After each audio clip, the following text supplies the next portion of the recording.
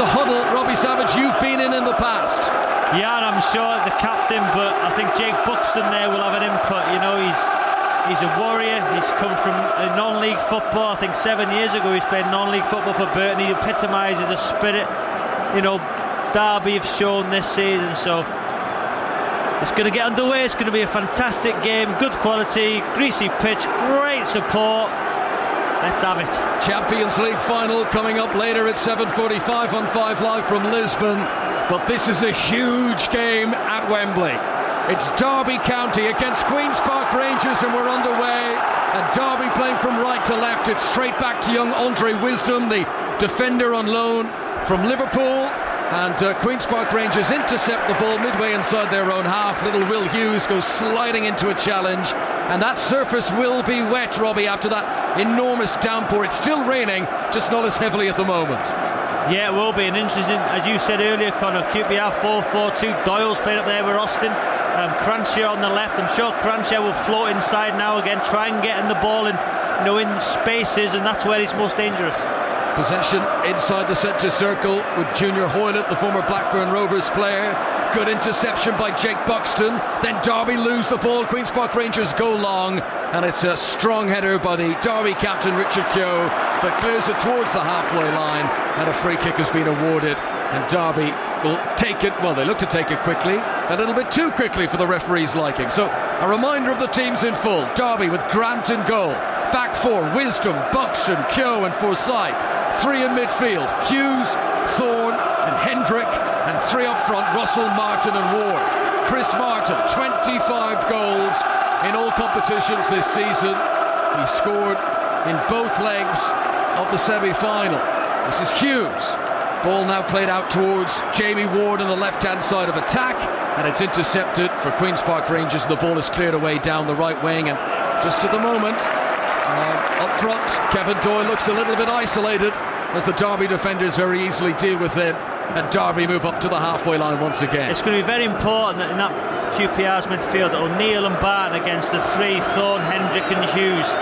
You can't let Derby dictate there, but you know they're going to get outnumbered in their QPR, so it's important Joey Barton gets his influence on the game straight away. 2 minutes on the clock. Derby defending with Wisdom on the edge of the penalty area, put under pressure by Doyle, who surely was late as he lunged in there, edge of the penalty area. Wisdom clearing the ball away. Ball was well clear by the time Kevin Doyle connected with the feet of Wisdom, and a free kick is awarded to Derby, but there's no other sanction. Yeah, it's going to be a tough afternoon for Chris Martin too, up against Onua and Dunn. Huge experience from Dunn there, not the quickest, so it's important when, you know, Russell and Ward link up with Martin up front. Brilliant noise in here at Wembley.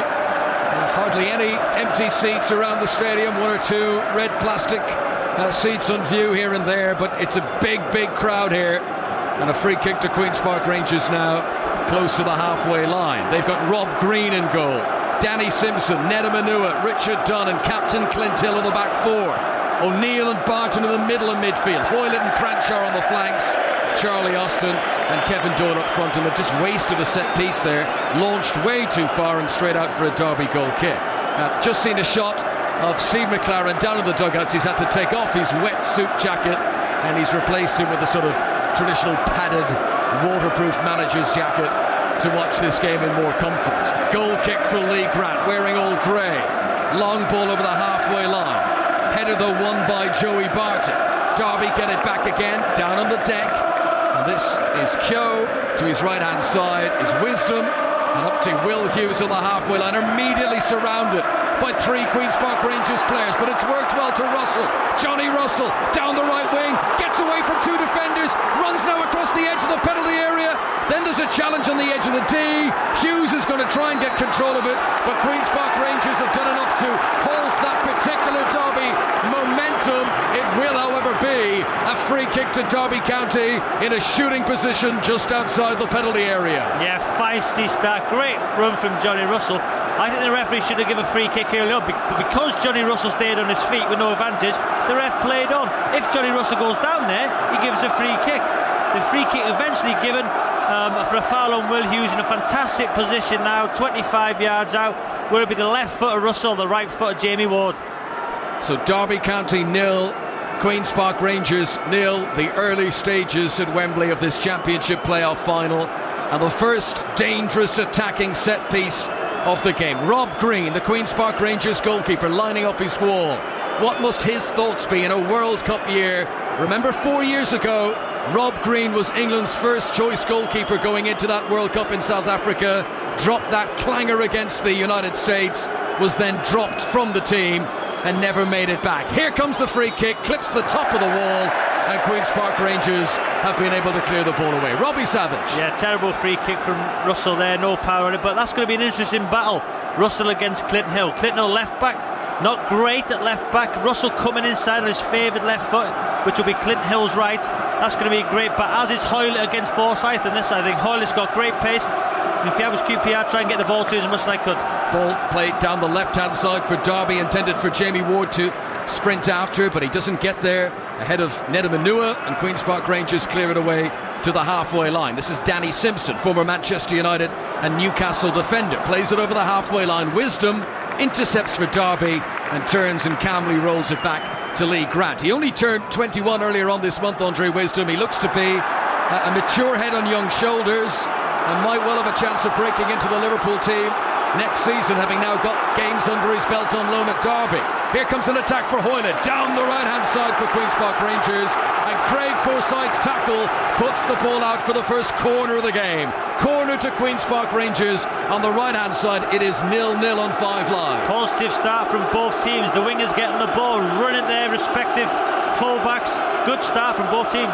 Joey Barton's the player who's come across to place the ball for the corner, and he's getting all sort of stick from the Derby fans who are housed at this end of the stadium. It's split 50-50 down the middle in terms of the allocation, and Barton now just been asked to wait for a moment while the referee has a word with some tussling players in the penalty area. Queen's Park Rangers have sent a lot of players forward. Derby have got everyone back inside the penalty area in the D. Now Barton with the bright orange boots, a short run up, plays it in, right-footed, good delivery, might have struck an arm in there as it careered across the penalty area and eventually goes out for a throw into Queen's Park Rangers on the far side. I thought it was handball from a Derby player. I thought it was Wisdom. Throw-in's been taken quickly. Here comes the cross from the far side, and again it's overstruck from Thorne, and that goes out for a goal kick to Derby away to our right-hand side. It's a high-driven ball to the back post. I think Dunn and Onua had a run on the centre halves, and you know, the question is, was there an arm of? I thought Wisdom raised his arm. He might have been a foul. Yet to see a replay, but I thought, you know, possibly could have been a handball. So we've yet to have a proper attempt on target in the game. 0-0 on 5 Live. Good control there from Charlie Austin, and he shoots from a long, long way out. He must have been 10-12 yards outside the penalty area. It was dipping, but just not enough for Charlie Austin. 20 goals this season, despite a lengthy injury absence, and that was the first proper shot in anger of the game. Yeah, and that's where there's a benefit of playing two up front. You know, Doyle will get hold of one centre half, and then Austin will drop into a little space and allow to get on the half turn. He done that, brushed off Thorne, good strength. You know, I think 35 yards out, tried from there but over the bar. But that's good about playing two up front. You can drop into them little pockets of space and get on the half turn.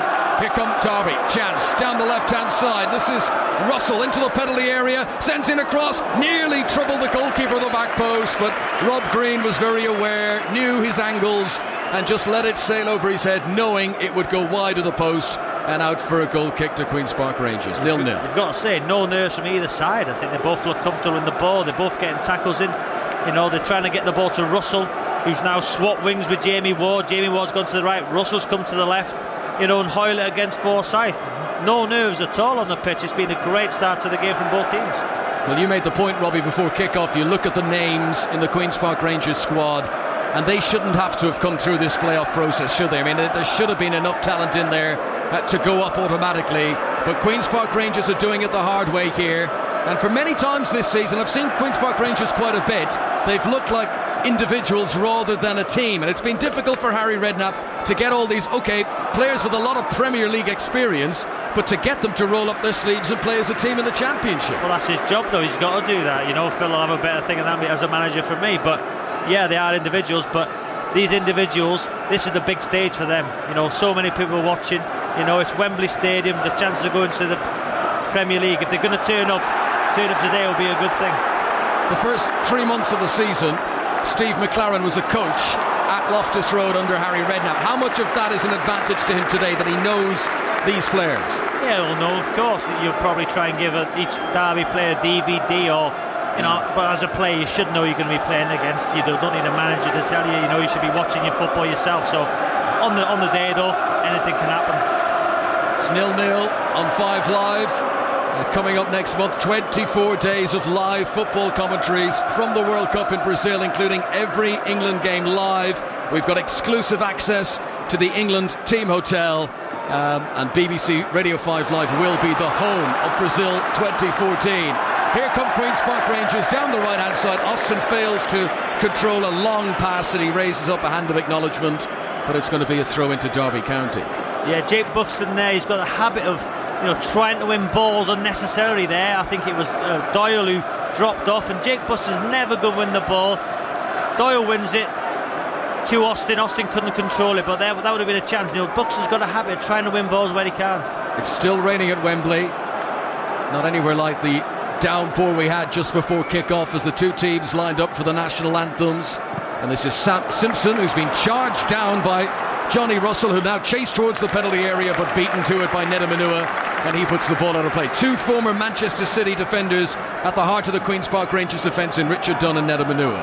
Yeah, I think Derby try and press QPR high up the pitch because I think they got mistakes in them. Simpson, Onua, Dunn, Clint Hill. If you can press them high up the pitch with the legs you've got in that team, you can nick the ball high up and have a chance on goal. This is Johnny Russell, who was Derby's most expensive signing over the last year. He only cost £750,000. He's got possession again, midway inside the Queen's Park Rangers half, left-hand side of the field, up towards the edge of the penalty area, and the striker Chris Martin just releases it back again. Forsyth is up from left back, tries to play it in low, looking for Martin.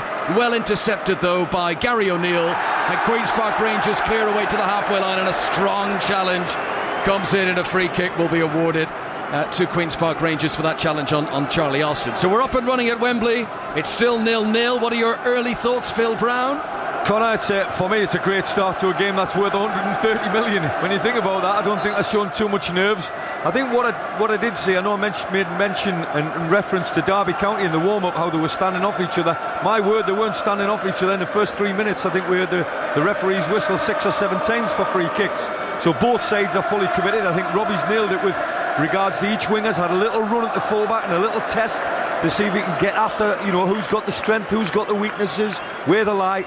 They're just trading punches at the moment, and I think it'll settle into a cracking game of football. But it's interesting, the two systems. I think at the moment Derby's system for me is just edging it, the 4-3-3 over the 4-4-2. Well, thanks very much, Phil. By the way, in the Rugby Union European Qualification Playoff second leg, it's now Stade Francais Wasps 10. That is the latest scoreline. Robbie Savage. And what QPR are doing from Derby's goal kicks, I know Derby like to get the ball out and play, but they're pushing 3 on, so they're stopping Derby playing out from the back from goal kicks. They're making Grant kick the ball long. We've played 13 minutes on 5 Live. Phil Brown mentioned there the financial rewards on offer here. According to the analyst Deloitte, this game worth 120 million to Derby, 80 million to Queen's Park Rangers. The reason there's a difference is because if Queen's Park Rangers don't go up, they would still continue to receive parachute payments from their relegation last season, whereas if Derby don't go up, they wouldn't have that finance. So for Derby, the finances on offer even greater than for Queen's Park Rangers, but given the debt that Queen's Park Rangers have worked their way into and the implications of financial fair play these days, Queen's Park Rangers really do need to get up and get into the Premier League bank accounts. This is Russell, left-hand side for Derby. He's done well to lay the ball back into Hendrick. Now a chance of a cross from the left-hand side, and again Robert Green was very confident, didn't even stretch for it, confident it was going to go above his head and out for a goal kick to Queen's Park Rangers. 0-0. That's where I think they missed Bryson. Great build-up play, diagonal ball from Keogh. Forsyth won the header to Martin, who's then not in the box, laid the ball out. Forsyth then crossed it, nobody in the box. That's where they missed the run of Bryson. Bryson's got so many goals from doing that run into the box this year. That's why I'm surprised he's not started. Yes, Craig Bryson, who only missed 1 league game in the regular championship season, contributed 16 goals from midfield. He scored 2 hat-tricks this season, Bryson. He is on the bench, but he's not been 100% fit. Here's Austin again down the other end for Queen's Park Rangers. Turns around the defender, Keogh, who takes him down on the edge of the penalty area. And that is a free kick to Queen's Park Rangers in shooting distance. Again, I'm sure Phil's picked up on this.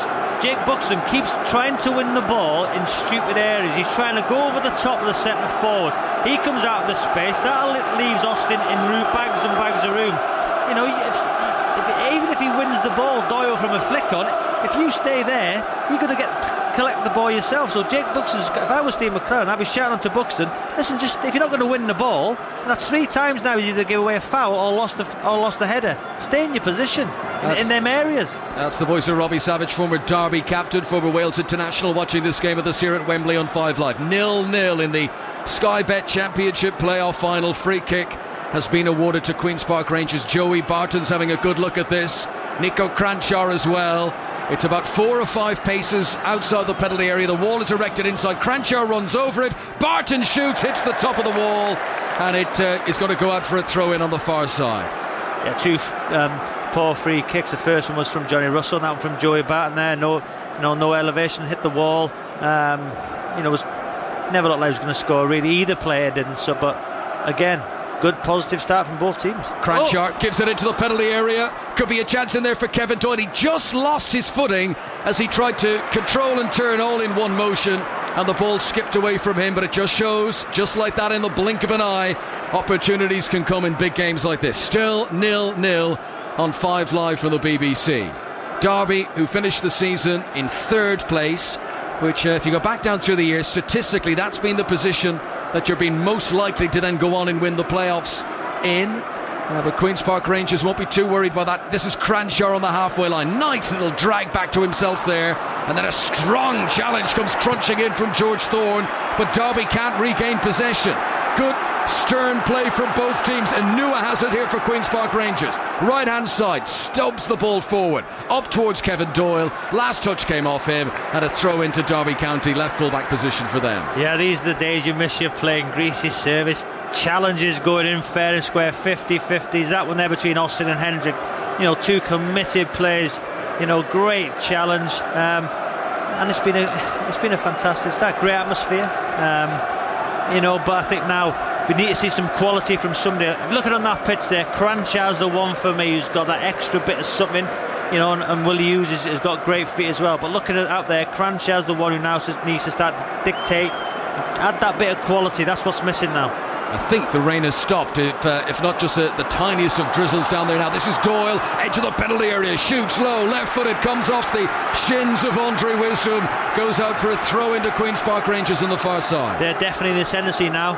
As I said, that little bit of quality from Cranshaw. You can, the first 5 or 10 minutes, find your feet, winning tackles, there was no nerves really, but now Cranshaw's just starting to get on the ball and make things happen. 17 and a half minutes played. Cranshaw tries to crack one in from the outskirts of the penalty area. It rebounds to Joey Barton, and he doesn't catch that right at all. He went for a spectacular volley, but he's not been able to connect with it properly, and the ball goes out for a goal kick to Derby away to our right hand side. So 18 minutes on the clock, 0-0 here at Wembley Stadium between Derby County and Queen's Park Rangers. Huge prize on offer to move up to the Premier League next season. Let's go to Wentworth, the BMW PGA Championship, round 3. Ian Carter. And a big move from the 2-time champion Luke Donald with the only eagle of the day so far. He holed from the front of the green on the par 5 fourth. It moves him to 8 under par, into a share of second place with Thomas Bjorn, 1 behind the leader Shane Lowry of Ireland, 9 under par, playing the 4th. Thanks very much, Ian. Well, Queen's Park Rangers here, who were relegated from the Premier League last season, and only twice in the past as a team been relegated from the Premier League and then gone back up the very next season through the playoffs. Leicester did it in '96, West Ham did it 2 years ago in 2012. Of course, many times teams just go back up in the automatic top 2 places. Good defending by Queen's Park Rangers here, getting the ball under control on the edge of their penalty area, and it's cleared away by Anua up towards Austin. Challenged well by Buxton that time, but Derby are struggling to get the ball here in midfield. Barton turns and tries to spray it out to the right wing. Good interception by Forsyth for Derby, and then they lose it around the edge of the Queen's Park Rangers box. Barton again, and the referee is actually going to bring play to a halt here because there's an injury to a Derby player over on the far side of the pitch, and it doesn't appear to be a head injury, so I'm not quite sure why the referee Lee Mason have stopped this, but he's obviously decided it's of a serious enough nature to need to do so. You look at the first 15 minutes, I think QPR would probably be happier. The game slowed down a bit. The adrenaline's probably calmed down, and I think looking at Cranchard, Joey Barton, just starting to get their foot on the ball, and just nice balls into the centre forward.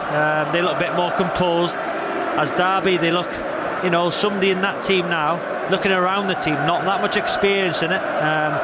Get your foot on the ball, get the ball into Thorne, into Hughes, Hendrick, try and play a few triangles, try and keep possession. But what QPR are doing well, they're pressurising high up the park, they're not letting them play out easy. They're putting three up front, when they've got easy possession, and they're stopping them playing out. So good tactics from Harry Redknapp. Still 0-0. About to get back underway after that treatment for George Thorne. He's okay. And a goal kick to Rob Green away to our left-hand side. Derby County 0, Queen's Park Rangers 0. Last year it was Crystal Palace who beat Watford in this game. The year before, Blackpool who beat West Ham. Reading beat Swansea the previous year to that. And one set of these supporters is going to go home very happy this evening. The other is going to be completely dejected. Long campaign to get to this stage, and it all comes down to this. Hoylett into the penalty area, right hand side for Queen's Park Rangers, cuts back a low cross. Austin rolls it back to Barton, and Queen's Park Rangers still on the ball, but they're now 5-6 yards outside the penalty area.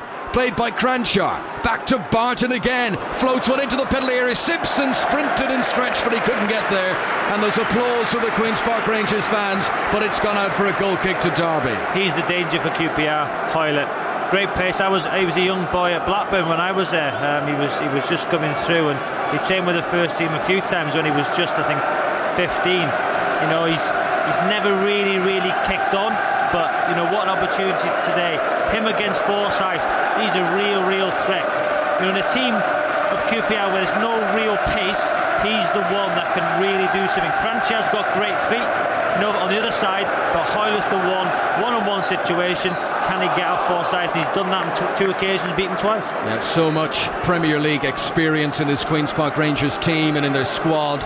It's actually a great distinction between the resources available to the two clubs. If you look at the number of Premier League appearances between them, Derby County and their squad a total of 170 Premier League appearances. Queen's Park Rangers 4,264. It's a massive gulf of experience, and it just shows why, well, they probably shouldn't have been relegated in the first place, and they are finding it very hard to come out of the Championship despite all that experience of playing at a higher level. Derby doing well here in defence. That ball played away by Johnny Russell, controlled now in midfield by Jeff Hendrick. Worked out through Jamie Ward to Wisdom, who's got a bit of space now on the right hand side. Ward is pushed to the ground off the ball, close to referee Lee Mason, who waves play on. Now Queen's Park Rangers can launch a counter attack. They've won it back on the halfway line. There's a push on Kevin Doyle, and play on, says the referee. And now Derby come over the halfway line, and their fans are on their feet. Will Hughes on the right hand side with the bright yellow blonde hair gives the ball back in field to Hendrick. He's made a surge to the edge of the penalty area. Wisdom is wide on the right hand side. Queen's Park Rangers desperately falling back into a defensive system now. Wisdom with a chance to cross on the right hand side, and eventually sends in a cross. It's a poor ball over all of his teammates and harmlessly goes out for a goal kick. Great passage of play. Again, Cranchard winning the ball in midfield, give the ball to Doyle. I think the referee got it right. I think Doyle went to the ground far too easy there. Thorne won the ball, drove forward, but again, quality in the final third for Derby's lacking. Wisdom with the ball into the box, poor cross. They just seem to, at the minute, Derby, okay midfield, when the ball goes up to Martin, they have no runners, nobody's run past him once yet. Poor quality in the final third. We've got the Champions League final coming up at 7:45 this evening on 5 Live. Derby have won a corner here on the left, played by Jamie Ward off Junior Hoylett, corner to Derby. Playoffs, of course, tomorrow and Monday here at Wembley. We'll be all over them on 5 Live. And then the football takes the backseat just for a couple of weeks until the World Cup kicks off, and 5 Live will be the home of Brazil 2014. Here comes the corner for Derby, played in from the left hand side. Richard Dunn with a commanding header, and he clears it back out to the left hand side for Derby. Swung back into the box. That's a really good cross to the back post, and a chance, but it goes away off target. It was Craig Forsyth, the left back, who just stole in at the back post there. Brilliant cross to find him, and his header is just marginally too high.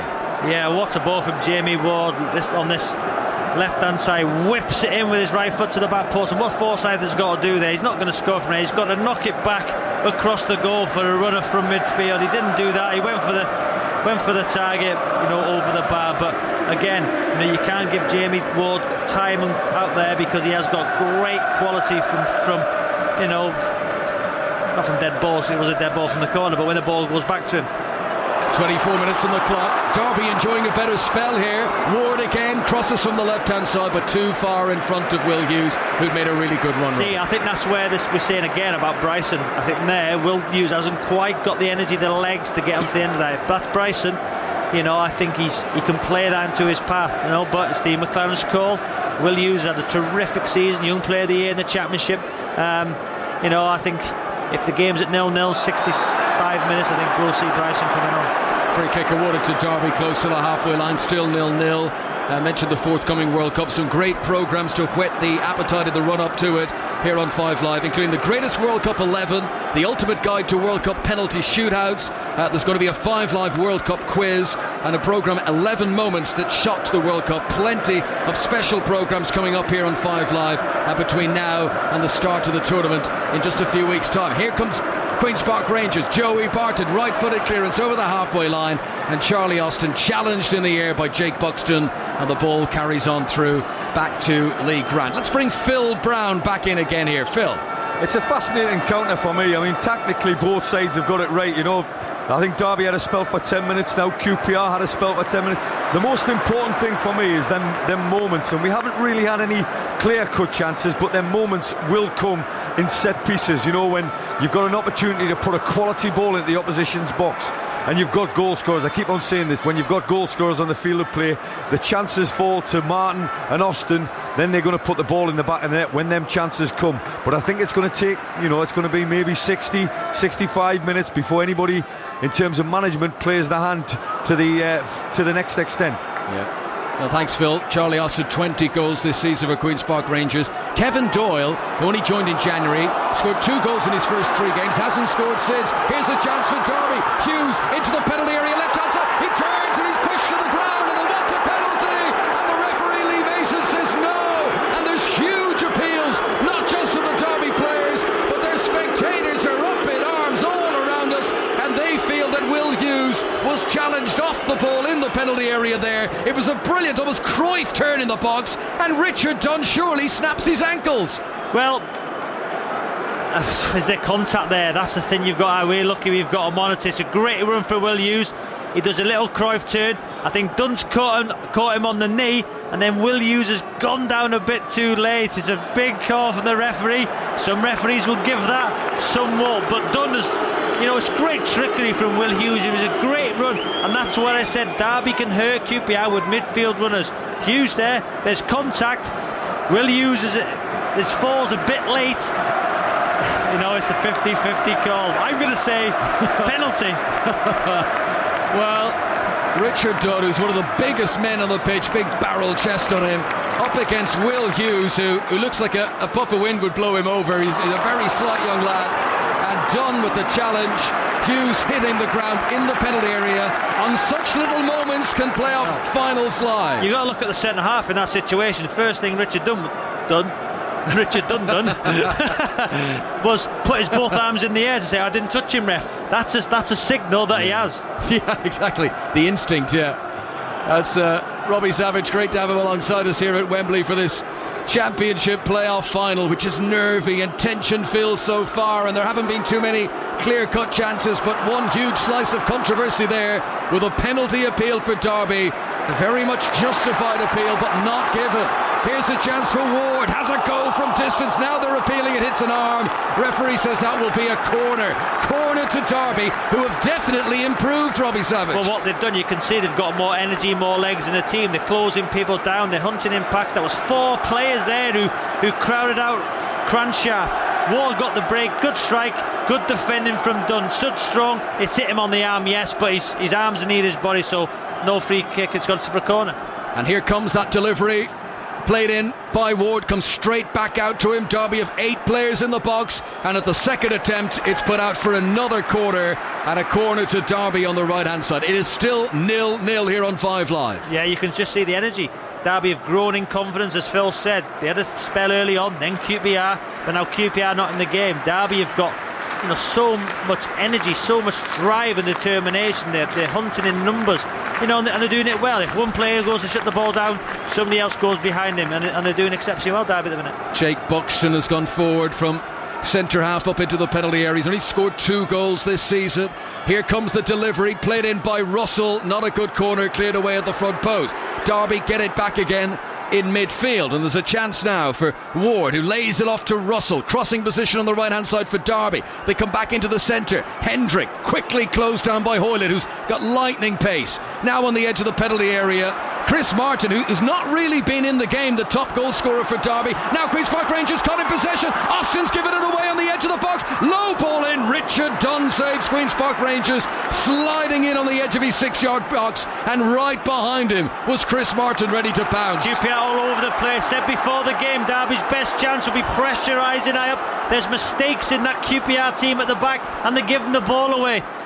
Derby in the ascendancy, definitely. Good time to score a goal. Yep, but look at the work rate here from Derby. Yeah. Both teams in it at the moment. 0-0 on 5 Live. Looking at the body language of some spectators not too far away from us, and it's concerned expressions on the faces of both. So much is riding on this game, and not much between the teams on the pitch so far in terms of performance. Here comes Danny Simpson over the halfway line. Ahead of him is Hoylett, now level with the penalty area that Derby are defending. Hoylett drags it back under his studs, sends in a cross way too high. Woeful cross actually from Hoylett, and that goes out for a goal kick to Derby, and a nice build-up goes to waste. Look at Harry Redknapp down here. I think he wants to make a change. Yeah, well, Cranshaw's got cramp. I think he's holding his hamstring.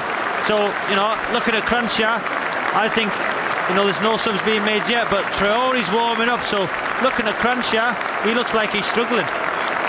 Well, Armand Traore, French defender, former Arsenal player, and by the way, it is now 31 minutes played in the game, and a very, very nice moment here. Derby fans right around the stadium are on their feet and applauding, and this is all for Colin Bloomfield, who works for BBC Radio Derby, as Hughes here has a shot from outside the penalty area and goes too high. Colin Bloomfield, who's been suffering from melanoma, got bad news last week that it had spread to his brain as well. He is here today at Wembley as a guest of Derby, and the reason they've picked 31 minutes is because he's only 31 years of age. He's a very good broadcaster. He's very popular. I'm sure you'll have had dealings with him in your time at the club, Robbie Savage, and great to see the Derby fans acknowledging him here today. What a courageous young man. 31 years old. He lost his father recently too, yes, and didn't tell him obviously of his cancer. I had the pleasure of working with him and commentating on me. We just wish him all the best, but what a fantastic, inspirational young man. Yeah, well, we do wish Colin Bloomfield all the very best, and here is the change now. The Queen's Park Rangers have been forced into just a half an hour into this game, and the former Arsenal and Portsmouth and Juventus as well defender Armand Traore will come on in place of Cranshaw. Now we know Traore is a left back. He has played in midfield quite a few times for Queen's Park Rangers this season. Well, if you're Ravel Morrison, really thinking, do you know what? I know. Yes, okay.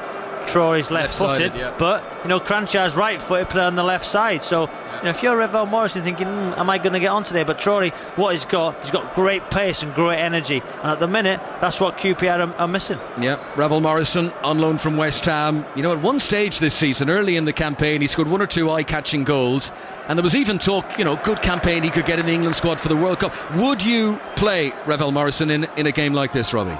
Yeah, I think he's at the minute what it's missing from QPR is somebody to get the foot and a bit of magic, and I think that's what the game's missing in general. I think we've seen Will Hughes with a bit of magic in the box. Arguably could have been a penalty, but looking at that QPR team now, it's pedestrian. Hoylett's got a bit of magic. Other than that, you're looking Here is Hoylett, good mazy dribble. Oh, he's got into the penalty area, right hand side. One touch too many.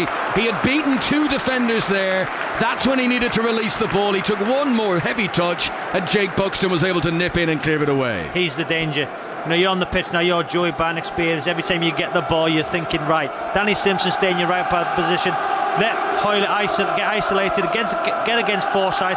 Give him the ball as much as you can, because he's the threat, he's the danger. Simpson plays it forward. Doyle challenges, he's done well there, making a nuisance of himself. Kevin Doyle now loses control of the ball inside the penalty area, but Queen's Park Rangers get it back. Simpson on the right hand side, they're still midway inside the Derby half. This is Hoylett now, ball glued to his toes as he just treads right along the touchline, and eventually the ball goes out of play and the linesman's flag is raised, and cheers from the Derby fans close by, because that is a throw in for their team. 0-0. So you've got Gary O'Neill there, who's playing the centre of the park. Hoylett's got the ball, he's running into his space. You know, the way he's performing, Hoylett, let him get on with it, let him attack, leave him the space to knock the ball past Forsyth and get the cross into the box where Austin and Doyle are waiting.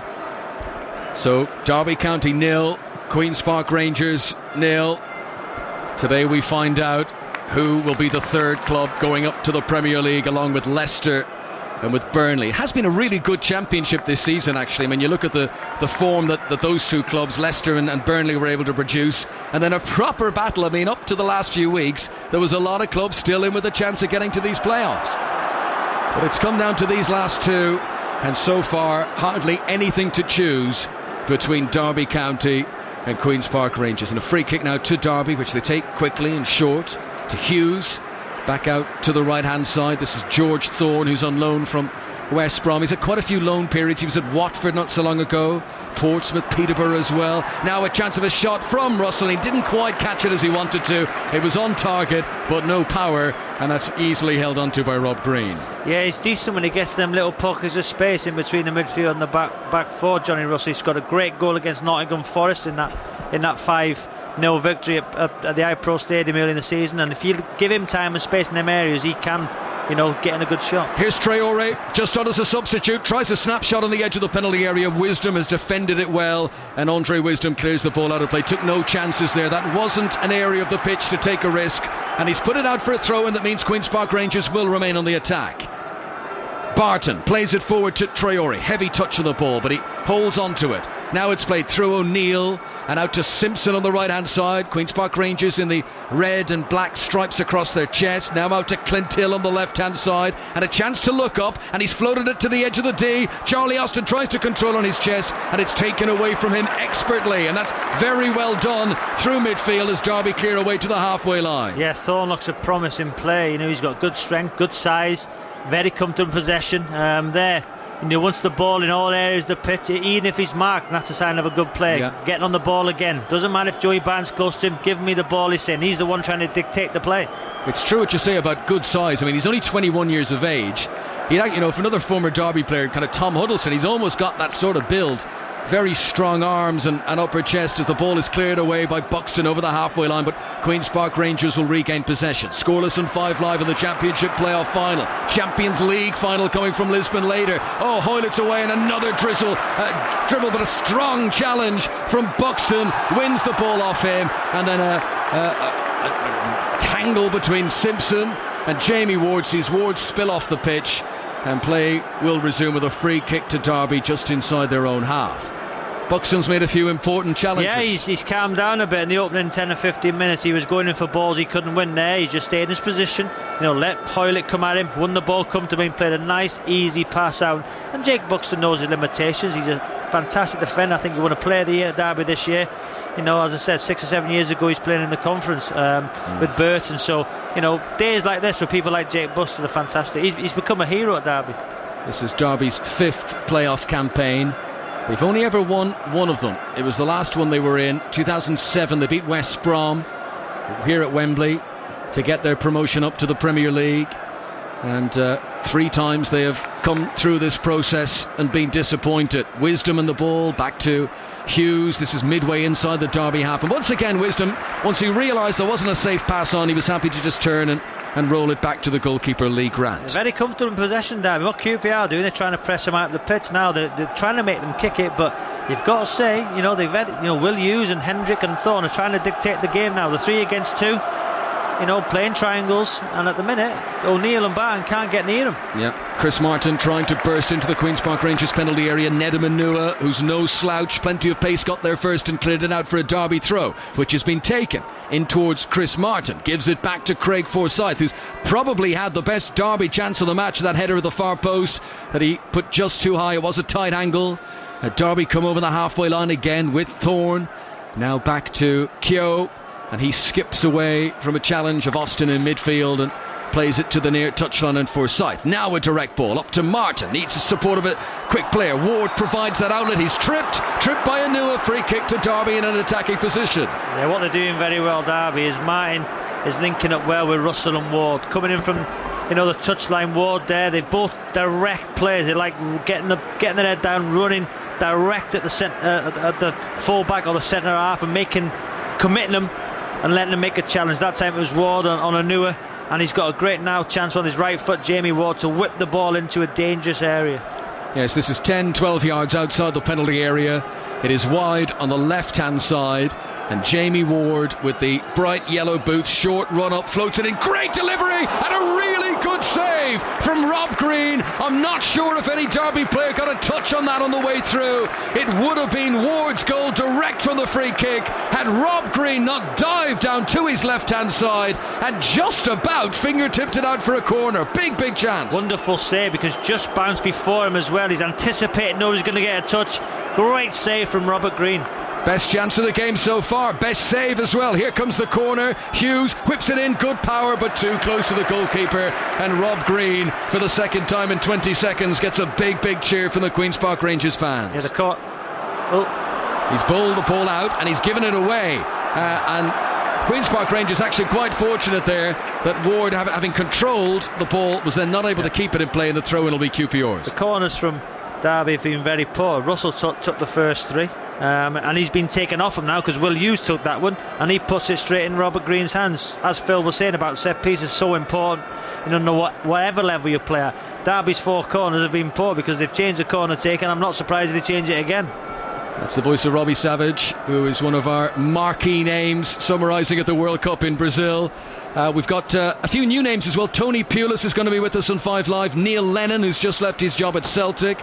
We've got Brad Friedel as well. Here come Derby down the right hand side. Richard Dunn looks to have things covered on the edge of the box, and he does, and that's good defending, and he puts it out for a throw in on the right hand side. But it's going to be really great in Brazil next month, and we'll have all the games live for you here on 5 Live. Throw into Derby. Wisdom prepares to take it.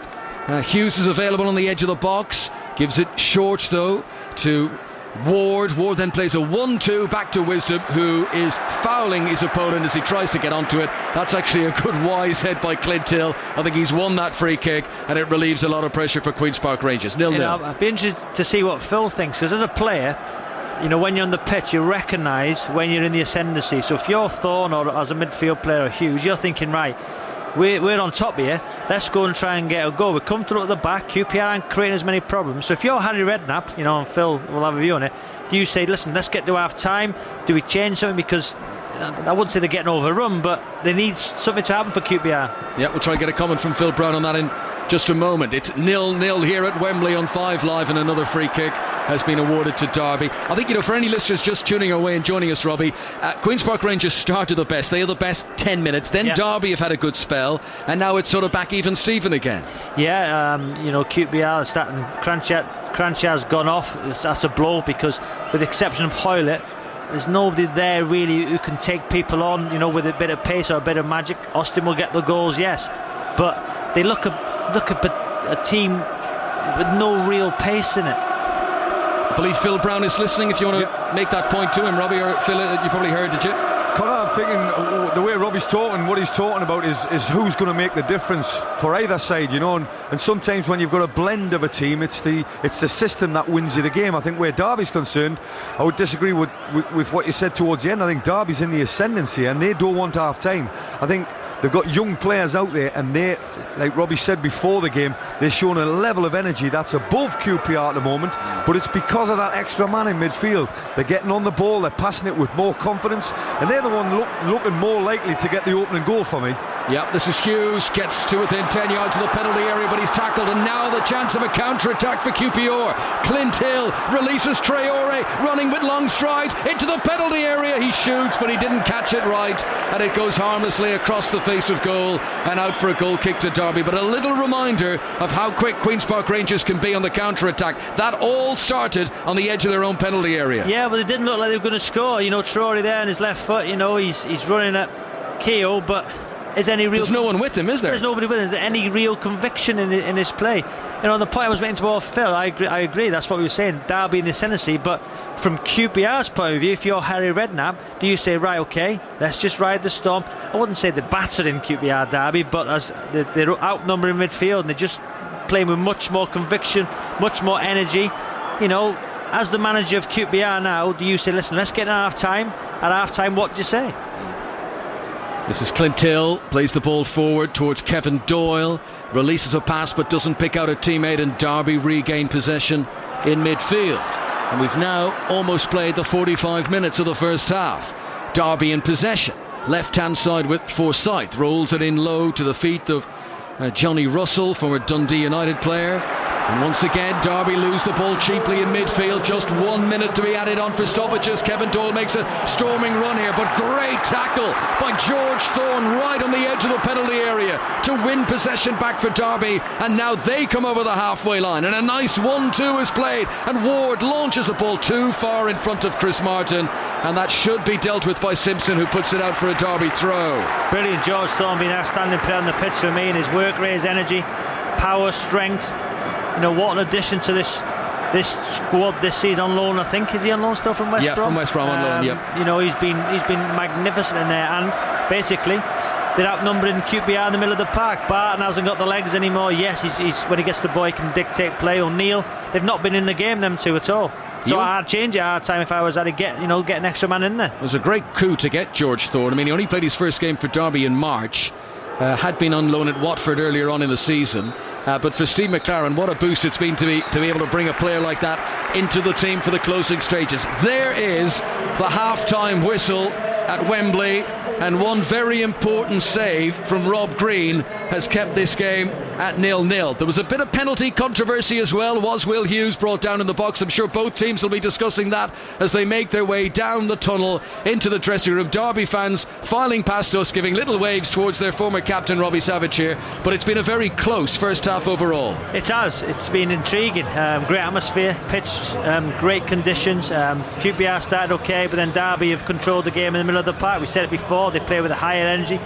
You know, QPR made a few mistakes at the back, but saying that, the quality in the final third from both teams has been poor. That's the, you know, Hoylett on the right hand side here has been the major threat. Thorne's been impressive in the middle of the park, and the one big decision it wasn't a penalty because the ref didn't give it, but I think some referees might give that.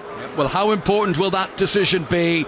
Time will tell. We've reached half-time at Wembley in this, one of the most lucrative games in all of sport. It's Derby County 0, Queen's Park Rangers 0. And that last point you made, Robbie, it is the main point, isn't it? For all the blood and thunder, for all the sliding in, for all the tackles, we've only had 2 shots on target, both from Derby in that 45 minutes. Yeah, and that's the disappointing thing with Martin with so many goals and Austin. I think they've been a bit isolated, the pair of them. Doyle's not really been in the game at all, and you've got to say most of the QPR players haven't had, you know, the authority on the game which they should really. Barton's been, you know, he's not been in the game at all because he can't get near the 3. The 3 against 2 is difficult, and the quality in the box as well, chappers, from wide areas, whether it be the fullback or the winger, at times has been exceptionally poor. So as much as been blood and thunder, sliding tackles, you're right, there's been the lack of quality in there has been exceptionally poor. Phil Brown, just before we go to the news, from a managerial point of view, when you see your side being outnumbered in midfield as QPR are, 3 there for Derby, 2 for QPR, Are you tempted to shuffle it so you match them up, or do you think you'll get advantages elsewhere? Well, I'm saying to you and Robbie, it's like welcome to management, because that's the decision that you have to make. It's like before the game started, Robbie was saying, I can't believe Craig Bryson, having played 45 out of 46 games this season and scored as many goals as he has been left on the touchline. But because he's left on the touchline, Derby have got the 3 in midfield. So it's just that balance of the argument. If the game stays at 0-0, when do you play a hand? Because both managers have got a hand to play, and one is to bring an extra striker on, that's Derby County, and one is to bring an extra midfield player on. And I think where this game's concerned, I think maybe Harry could have done something different instead of just replacing Crankshaw with Armand Traore. I thought maybe he could have brought a Ravel Morrison on. Listening to Robbie's comments, absolutely spot on. Where's the difference? Who makes the difference? And the likes of Ravel Morrison will make a difference, but when?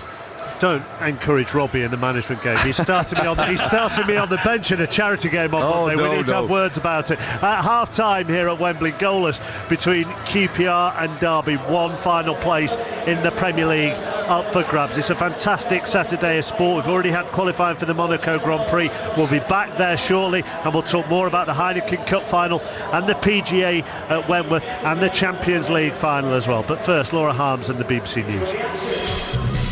On digital, online, smartphone and tablet. This is BBC 5 Live. The family of one of the British sailors who disappeared in the Atlantic say he'll be dearly missed after the wreckage of the yacht was found. Andrew Bridge and 3 other crew members got into difficulties more than a week ago on their way back from the Caribbean. 6 people have been killed in a series of drive-by shootings in the US city of Santa Barbara in California. Eyewitnesses described a black BMW speeding through the streets, spraying bullets at people in a student neighbourhood near to a university campus. Police say the suspected gunman was later found dead. George Osborne has said the Conservatives will listen and respond to the concerns of people who voted for UKIP. He was speaking in the wake of the local elections in England, in which the Tories lost more than 230 seats, while UKIP gained 160. President Putin has told foreign journalists that if Prince Charles compared him to Hitler, it's unacceptable and not royal behaviour. He was referring to remarks the prince appeared to make while speaking to a woman in Canada earlier this week. And Pope Francis has called for a peaceful solution to the conflict in Syria. He's begun a 3-day visit to the Middle East. The best live sport. Hazard wasn't there, and the header comes in against the bar, and then driven in the end by Turan, the Turkish international. Atletico Madrid celebrate. Ronaldo has scored a brilliant free kick. He hits it low, below the wall, who all jump in the air anticipating a high ball, and it's almost like the final insult for the German team. Next, the Champions League final. Full match commentary. Real Madrid take on Atletico Madrid. Tonight, 7:45 kickoff. The best live sport on BBC Radio 5 Live. We're at Wembley for the Championship playoff final. Sandwiched in between us and the Champions League final is the Heineken Cup final. Chris Jones is live at Cardiff talking to the Saracens coach Mark McCall. Yes, I've got Mark with me now. Mark, you've just arrived for potentially what is the biggest game in Saracens history? Yeah, no, it's a big game, of course it is. But the players are in good spirits. They're really confident. We come into the game on some form with a bit of momentum. We know it's going to be a tough challenge today, of course. Toulon are a great side, but we'll give it everything we've got. Now, you only travelled down from London today, Mark, rather than yesterday. What's the thinking behind that? Oh, it's something we've always done. Our players are used to that. We've done it all season. They spent last night in their beds, and no, we're fortunate to be able to have done that. But there's no change for us, and we'll get stuck in today. How's your captain, Mark? Steve Borthwick took a knock to the chest against Harlequins. Is he match fit? Clearly, he's in decent spirits. If you named him in the starting 15. Well, he's match fit because he's played all season. He has got an injury. Everybody knows that. We needed to test him on Thursday and make sure that he was functionally strong enough to do all the things you need to do in a rugby match. And he passed all those tests. And we'll see how he goes today, but we're very confident that he's 100% fit. And is the thinking, Mark, that an 80% Steve Borthwick, because of the experience, because of the inspiration, he's worth his place, even if he's not quite 100%? No, we wouldn't have played him today if he hadn't been able to functionally do what you need to do as a second row in a game of this magnitude, and also equally if there was any vulnerability to his shoulder, which there isn't. So Steve's raring to go, and he's in good spirits. Now, you've been a physical side all season, Mark. This Toulon pack is massive. They've got 6 huge forwards on the bench as well. How ready are your players for what should be a physical onslaught from Toulon? No, it will be a physical challenge. Things that we've learnt, I suppose, over the last 12 months or so in these big matches is the importance of the breakdown, the importance of field position, the importance of connected pressure, and we've got to get a lot of things right today. Could be the start of a very historic week, Mark. Let's get today out of the way first of all. Best of luck. Thank you. There you go, Mark. Mark McCool, Saracens Director of Rugby, just about an hour away, less than an hour away until kick-off here in Cardiff. Thank you very much, Chris. Let's talk to our summariser for tonight's game, Matt Dawson. Evening, Matt. Hi, Matt. You wouldn't want to be caught between these two, would you, given how physical it's going to be? No, it's probably not a decent day for the small players. There aren't many small players left, particularly between these two teams. Yeah, the scrum halves will be avoiding as much confrontation as possible, chappers, that's for sure. What kind of prospect are Toulon outside of France? Well, yeah, good question. Do they travel well? Well, they have when they've wanted to. Obviously, they won the competition last year. They went to Twickenham, beat Saracens. They won over in Ireland. However, a sneaky little part of me just says that Saracens are set up extremely well for European rugby. They are the underdogs today. Toulon do have all of the big star names. They are a world 15. Never mind. I mean, I've seen comparisons to Galactico. This surpasses Galactico. We are talking world 15 stuff here. Every single position. However, I just think the tenacious attitude of Saracens, the likes of Berger, Brits, the Villapola brothers, I think they can actually do some damage and get to the big star names of Wilkinson and Gittow. Well, we'll be back with Matt and Ali Eakin and Ian Robertson later from 5 o'clock for full coverage of the Heineken Cup final, and maybe in this qualification match for next season's European Cup there was an omen in England against France. Sarah Orchard. Wasps have upset the apple cart in Paris. They've done the double over Stade Francais to take the last seat at Europe's top table next season, the Rugby Champions Cup. Tries from Tom Vandal and Guy Thompson, the difference between the two sides. It finished here today, Stade Francais 6, London Wasps 20, but on aggregate of the two fixtures added together, London Wasps take that final spot with an overall score of 50 points to 35. Now on to the F1, and Mercedes' Nico Rosberg qualified fastest for tomorrow's Monaco Grand Prix after a controversial qualifying session earlier today. He finished ahead of teammate Lewis Hamilton and Daniel Ricciardo of Red Bull, but that may not be the end of the story. Our correspondent James Allen joins me from Monaco. What's the latest then, James? Very interesting stuff, chappers. It's Rosberg on his final lap. Went into the Mirabeau corner, which is a downhill right-hander, locked up his brakes and went straight on down an escape road. It looked fairly innocuous, except that behind him on the racetrack was his teammate Lewis Hamilton, who was 2.5 tenths of a second up on Rosberg at that point. Now, because Rosberg made the mistake, the yellow flags came out, so everybody had to back off. It ruined Hamilton's lap, and people are comparing it to what Michael Schumacher did here back in 2006, where he deliberately crashed his car in the final corner into the barriers to stop Mark Webber and Fernando Alonso on that occasion from improving their lap. So there are some parallels. The big question is, did Rosberg do it on purpose? I put the question directly to him. He said, of course not, I would never do a thing like that. But Hamilton's body language in the press conference immediately after the session, and ever since in all his confrontations and dealings with the media, very much suggests that he thinks his teammate did do it on purpose. Hamilton was going to beat him, he said, by over 0.3 tenths of a second, and Hamilton's playing a psychological game here. He's going to try and turn this to his advantage. The stewards, meanwhile, have said that they would like to take a closer look at it, and they've summoned the Mercedes team and Nico Rosberg to appear before them at 5:15, which is in 15 minutes from now, and they have all the camera angles and tools, and they have all the data from the car that you could possibly ever want to make an informed decision on whether they think that Rosberg did this on purpose. If they feel that he did, the precedent is set by Schumacher back in 2006. He would get moved to the back of the grid. Well, let's hear from the Mercedes drivers. Then we'll start with Rosberg. No, of course I need to apologize for having ruined his lap, but yeah, that's the way it is. Are you even more like Senna and Prost now, with Nico just pulling that into you to screw you over? Essentially. How does it feel, though? Because you two, you've come into this and everybody here has been hyping it up, and now it's potentially become a reality and a problem that you guys are going to have to sit down and sort out. I don't know if Senna and Prost sat down and talked it out, so I quite like the way Senna dealt with it, so I'm going to take a page out of his book. Do you think you'll have to go and have a discussion now with the bosses and with Lewis and just talk through what happened, or you feel that there's nothing to talk through? Well, no. We can, of course, if they ask for it, we can review it. But there's nothing to talk through, and it will be pretty obvious, anyways. That's both Mercedes drivers, and if that story develops, we will bring you the latest here on 5 Live Sport. Let's get the latest from Wentworth, the PGA Championship, from Ian Carter. Irishman Shane Lowry out in front with par golf, well, 1 bogey and 1 birdie so far in 6 holes to remain at 10 under par.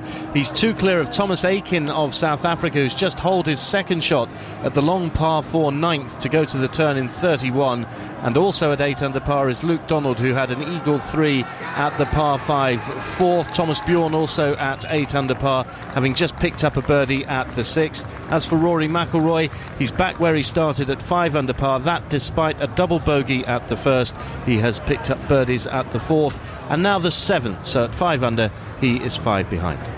Elsewhere today, the John Gosden trained Kingman, ridden by James Doyle, won the Irish 2,000 guineas at the Curragh. The Colt, narrowly beaten the Newmarket Guineas 3 weeks ago, beat Shifting Power by 5 lengths to give Doyle his first success in a classic race. Heather Watson's into the main draw of the French Open tennis. The British number 2 will play Barbara Zalavova-Strikova in the first round. In the men's draw, James Ward will meet last year's quarter-finalist Tommy Robredo. Snooker's world number 13, Ali Carter, has been diagnosed with a form of lung cancer. Carter, who is 34, overcame testicular cancer last year. And David Weir has broken the world record for a wheelchair road mile in London. His time of 3 minutes and 7 seconds beat his previous time by 2 seconds. Derby already out here at Wembley for the second half of the playoff final. Goalless at half-time against QPR. Juliet Ferrington is down in the tunnel. Yeah, the alarms have just gone off for the second half. As you say, Derby out first. The match officials, though, waiting for Queen's Park Rangers as they make their way back onto the pitch for the second half. The Derby and QPR substitutes during half-time going through their warm-up. The groundsman here at Wembley forking the pitch after that torrential rain. I had a little word with Sean Wright-Phillips as well. He thought that QPR was suffering with a few nerves in the first half, but feels that the second half will be theirs. Interestingly, though, Steve McLaren walked down with about a minute to go of normal time remaining. He usually sits in the stand during the first half and at the start of the second, so he wasn't in the dugout.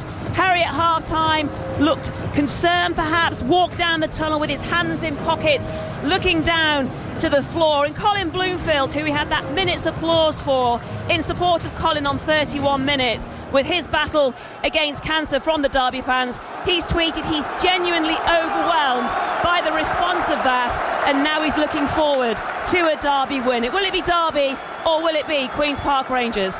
Find out with Phil Brown, Robbie Savage and Conor McNamara. Thanks very much, Mark. So about to get back underway, and what a transformation in conditions from the start of the game an hour ago. We've now got sunshine beaming down on the pitch at Wembley after almost biblical rain when the teams came out for the anthem earlier on. So we're back underway. Queen's Park Rangers in the red and dark hoops, playing from right to left as we look down. Derby in their traditional white shirts with the dark shorts, and it's Armand Traoré who came on as a first half substitute in place of Nico Cranchar, who had picked up a knock around the half-hour mark, and he gives it back to Joey Barton, who attempted a very ambitious ball out to the right wing, but it's not a good execution by Barton, and that goes out for a goal kick to Derby away to our left-hand side. What will both managers have been thinking? Who would have been the most pleased manager, do you think, Robbie Savage, during the half-time break in the dressing room? Oh, Steve McLaren, no doubt. I think Harry Redknapp was in forced change, Cranchar coming off for Traoré, but that's when Derby taken over, really, because what Cranchar was doing, Cranchar was coming into the midfield to make a 3v3 really.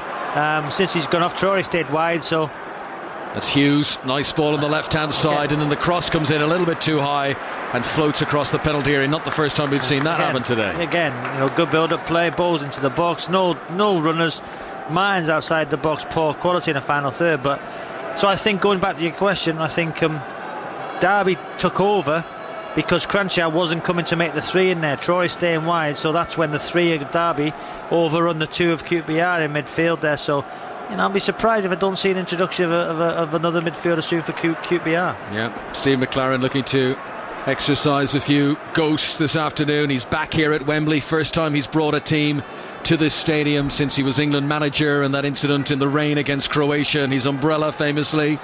And of course he's not been a manager in the Premier League since leaving Middlesbrough to take the England job.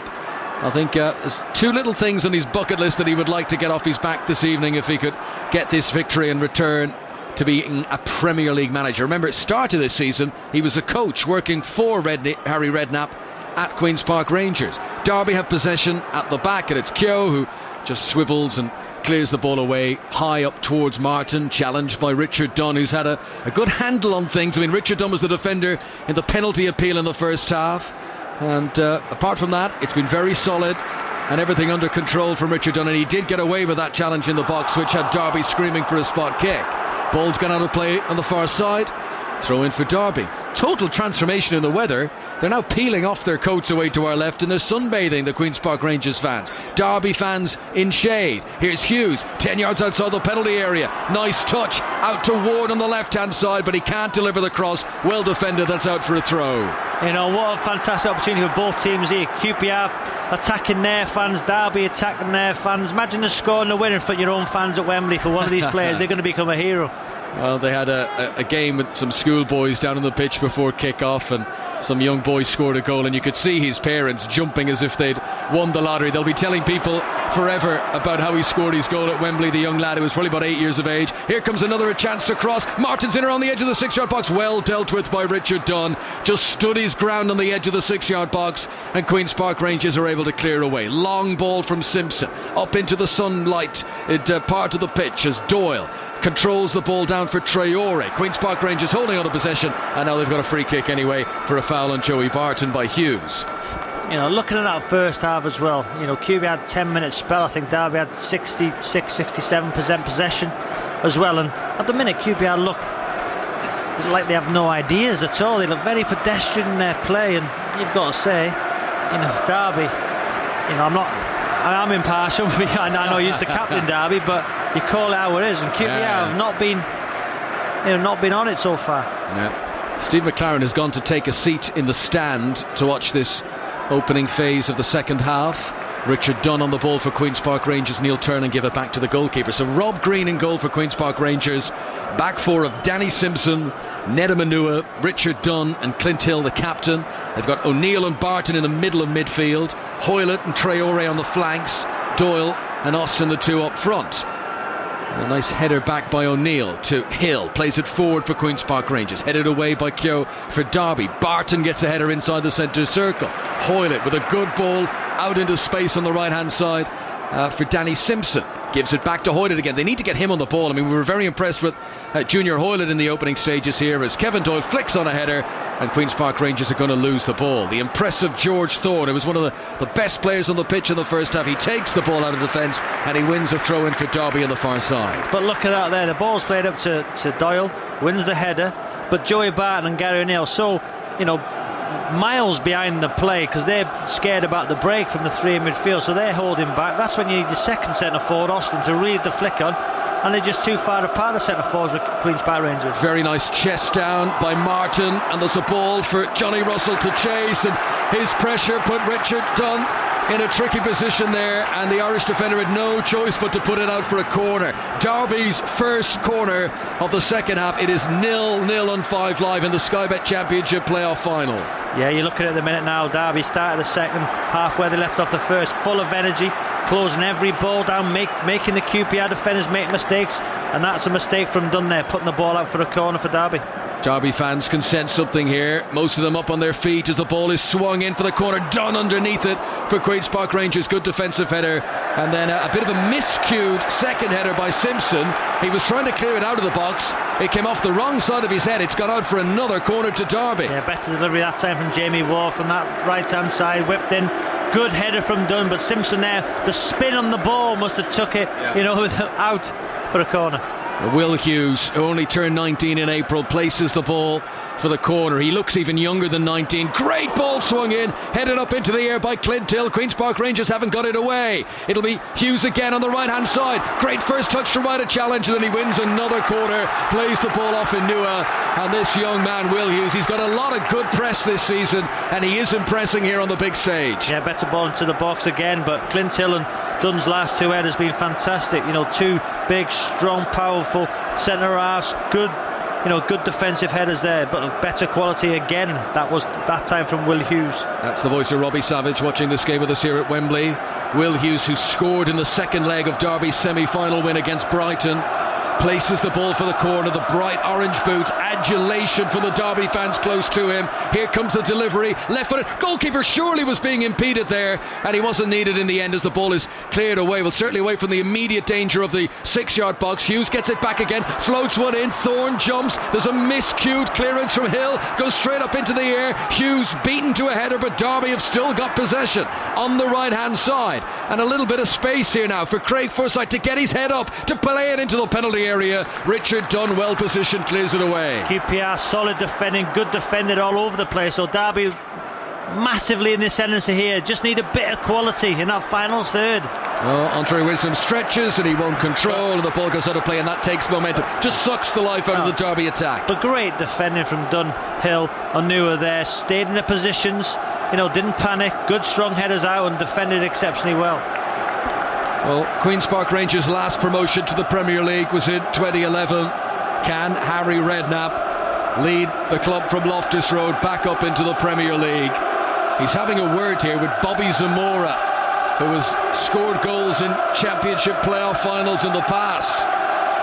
Zamora's taking off his bib and his tracks. I don't think he's going to be coming on shortly for Queen's Park Rangers. You'd have got to think it'd be Doyle. Doyle's not contributed at all to this game. He's been on the fringes, as have most QPR players. But Bobby Zamora, I thought he might have gone with him from the start, because the impact he had when he come on against Wigan in that second leg, he was very, very good. So, Bobby Zamora occupied the two centre halves better than Doyle with Austin.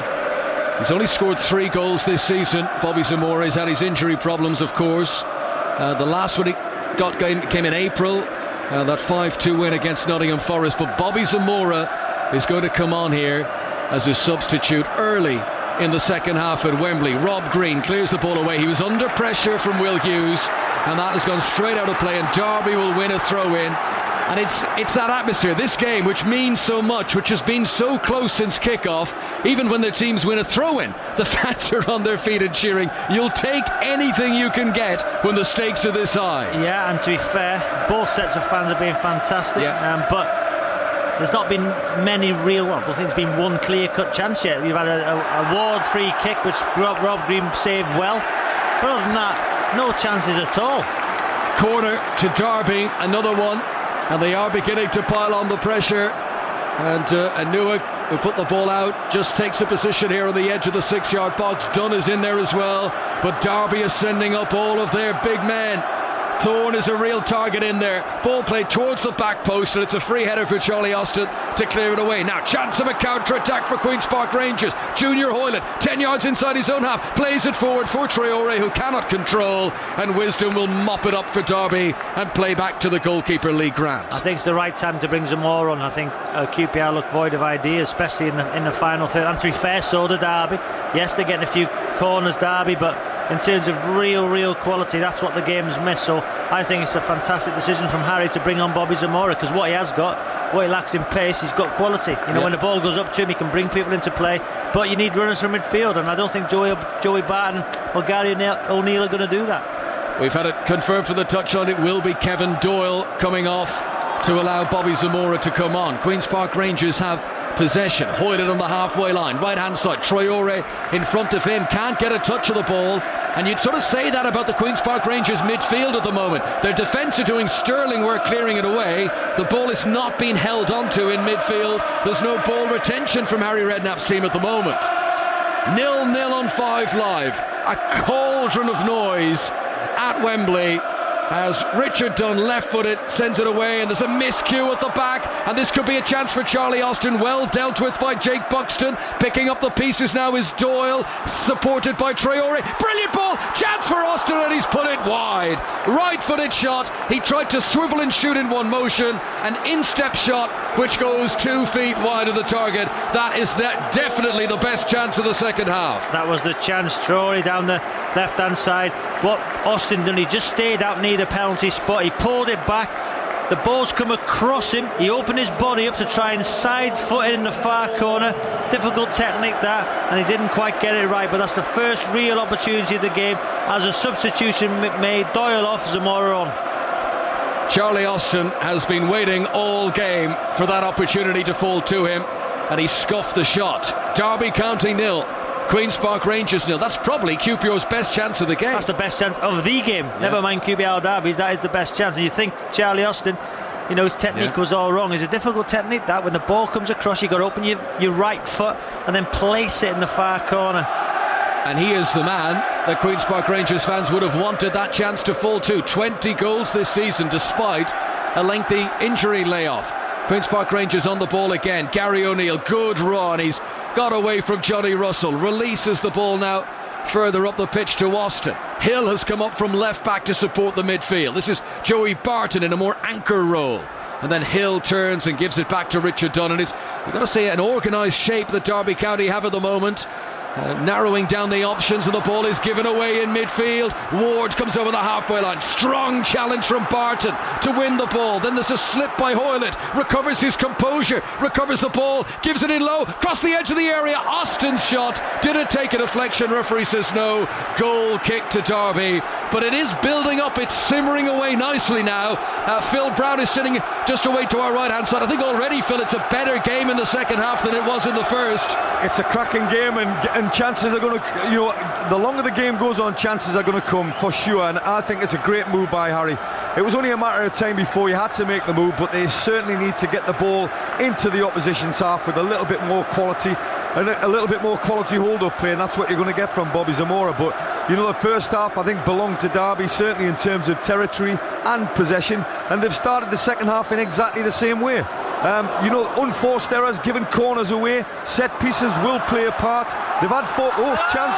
Here's a chance, and taken down on the edge of the penalty area. Gary O'Neill has got to be in trouble here. Well, he's fallen in the penalty area, Russell. The challenge was outside the box, and a card has been shown, is it? No, well, there are several players making all sorts of protests here. Lee Mason is going to come across and speak to his assistant. This could be a pivotal moment in the game. I don't think it's a penalty, but it might well be a red card. It's outside the box, but is it a clear goal scoring opportunity? He's about to shoot. I think it's a clear goal scoring opportunity, therefore you have to send him off. Here we go, big moment. He's reaching for his pocket, he's off. It's a red card early in the second half, and Queen's Park Rangers, in the biggest game of their season, will now have to play with just 10 men. Gary O'Neill, a professional foul really. He knew Johnny Russell was going to be in to have a shot at goal. He lunged out, took the feet out from underneath him. I think it's the right decision. Robbie Savage. Yeah, I think so too. And what it is, Clinton Hill was he coming around quick enough? I don't think he was. I think the referee's got that spot on. It was a last minute lunge from Johnny Russell. You know, Johnny Russell's two-footed. Yes, he's predominantly left-footed, but it's on his right foot. He's going to get a clean strike at a goal. It's a clear goal scoring opportunity. Therefore, the referee's made the right decision. Well, what an advantage this could be for Derby County now. 11 men against 10 at Wembley. And Queen's Park Rangers have also got this free kick right on the edge of the penalty area to defend. Ward is standing over it. So too the man who won the free kick, Johnny Russell. He must have thought he was in there to score before the legs were taken out from underneath him. Look at Andre Wisdom here. He's in the penalty area. There's no one picking him up. It'll be a shot from Ward through the pedal through the wall, but it hits Richard Dunn behind it, and that goes out for a corner to Derby, whose fans are just beginning to sense that this final is turning in their favour. It's still 0-0 though. What a chance now for Derby to get to the Premier League. 10 men, better possession, more possession. Corner from Will Hughes, sends it in left-footed, came off the shoulder I think of Buxton in there. Queen's Park Rangers still haven't cleared it away, but they will win a free kick for a foul on Zamora. Let's go down to the tunnel. Juliet Farrington is close to both managers. Yeah, both managers, as Harry Redknapp is calling another of his substitutes towards the technical area. He's taking his green bib off, but interestingly, Gary O'Neill, as he walked off the pitch following that red card, he got to the entrance of the tunnel to make that long walk down, put his hands on his knees in disbelief, probably frustrated with himself for what he did, but then as he was walking down the tunnel towards the players' area through the doors, he had his head in his hands, so disappointed with the reaction and probably so disappointed with that red card here in that playoff final. But the Derby dugout in front of me, sitting behind the team of players, they were very happy with that decision made by the referee, Lee Mason. Thanks very much, Juliet. Strong run there by Jeff Hendrick down the left-hand side, but eventually both he and the ball are bundled out of play and Queen's Park Rangers regain possession. So Harry Redknapp preparing to make another substitution here.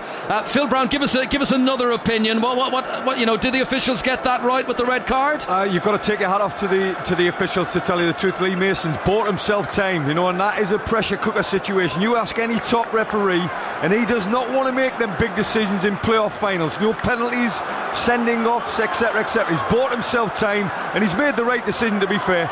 It was last man, no doubt about it. It was a clear goal scoring opportunity. The one thing I'll say about Gary O'Neill is he shouldn't have done it, because you've still got the goalkeeper to beat, and you've always got that in you as a trump card. You've got to beat the goalkeeper, so to stay 11v11 would have been a better decision. No, I think we're in agreement there, Phil, and I think credit where credit is due to Lee Mason and his assistants, and I think they've got that right. Down in the technical area, Carl Henry is preparing to come on for Queen's Park Rangers. What this means, Robbie Savage, is that's a third change for QPR. We won't see Ravel Morrison in this game. Well, the big decision Harry's got now is, do I take a centre forward off? What do I do? It's Charlie Austin's gone back into the middle of the park. So he's got left Zamora for on his own. Austin now playing as a centre midfielder.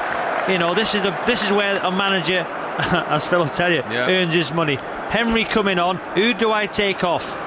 It's a huge decision, because if it goes for extra time, we've got one centre forward on the pitch. Derby having all the possession, they're going to get more possession now. Do you go for set pieces?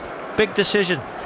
0-0 on 5 Live between Derby County and Queen's Park Rangers, and boy is it tense. Because you've just put Zamora on, if you take a centre forward off, you take Charlie Aston off, or do you take Zamora off? You can't take Joey Barton off.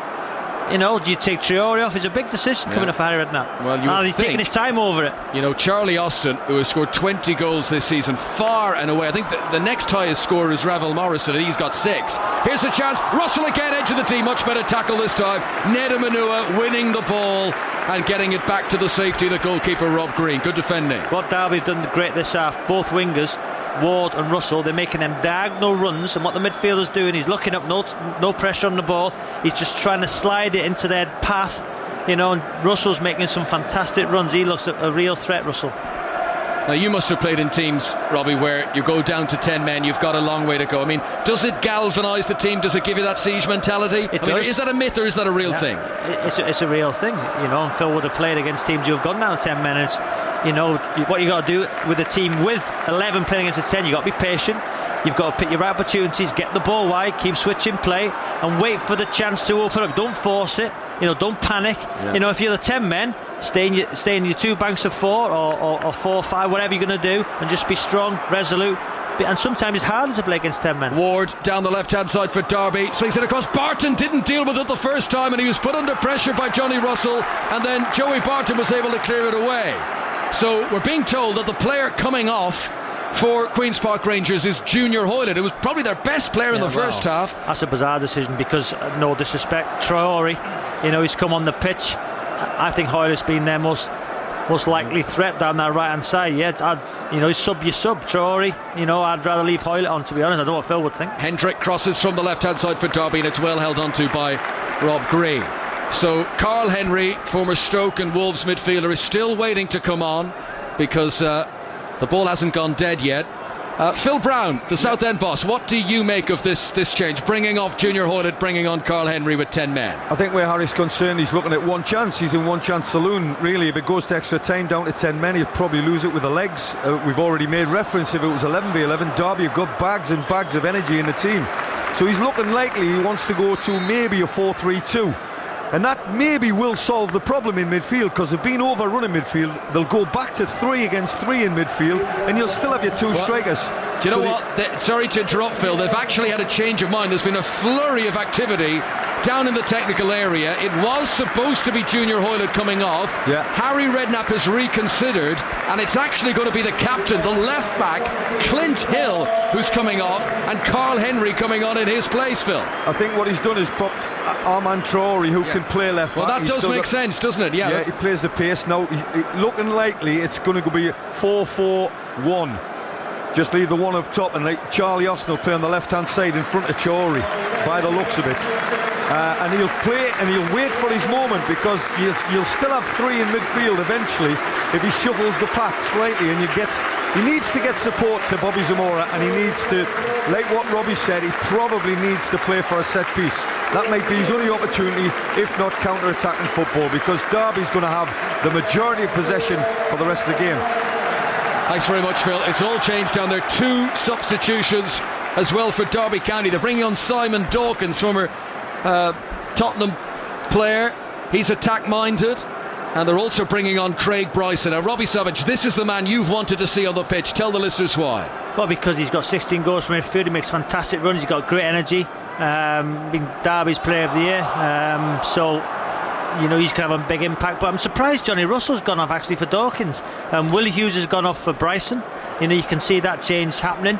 But Johnny Russell in a time of the game looked disappointed when he was going off. He was making some fantastic runs. He got the foul for the sending off of O'Neill. So I'm surprised by that substitution. And what's happened is Dawkins has gone the left, and Jamie Ward's come over to this right hand side now. So with Bryson just going like for like with Will Hughes, but surprised Russell's gone off actually. Yeah. So just to confirm, with the red card shown for Queen's Park Rangers to Gary O'Neill, they have brought Carl Henry on in midfield. They've taken off the left back Clint Hill. Traore has dropped to left back.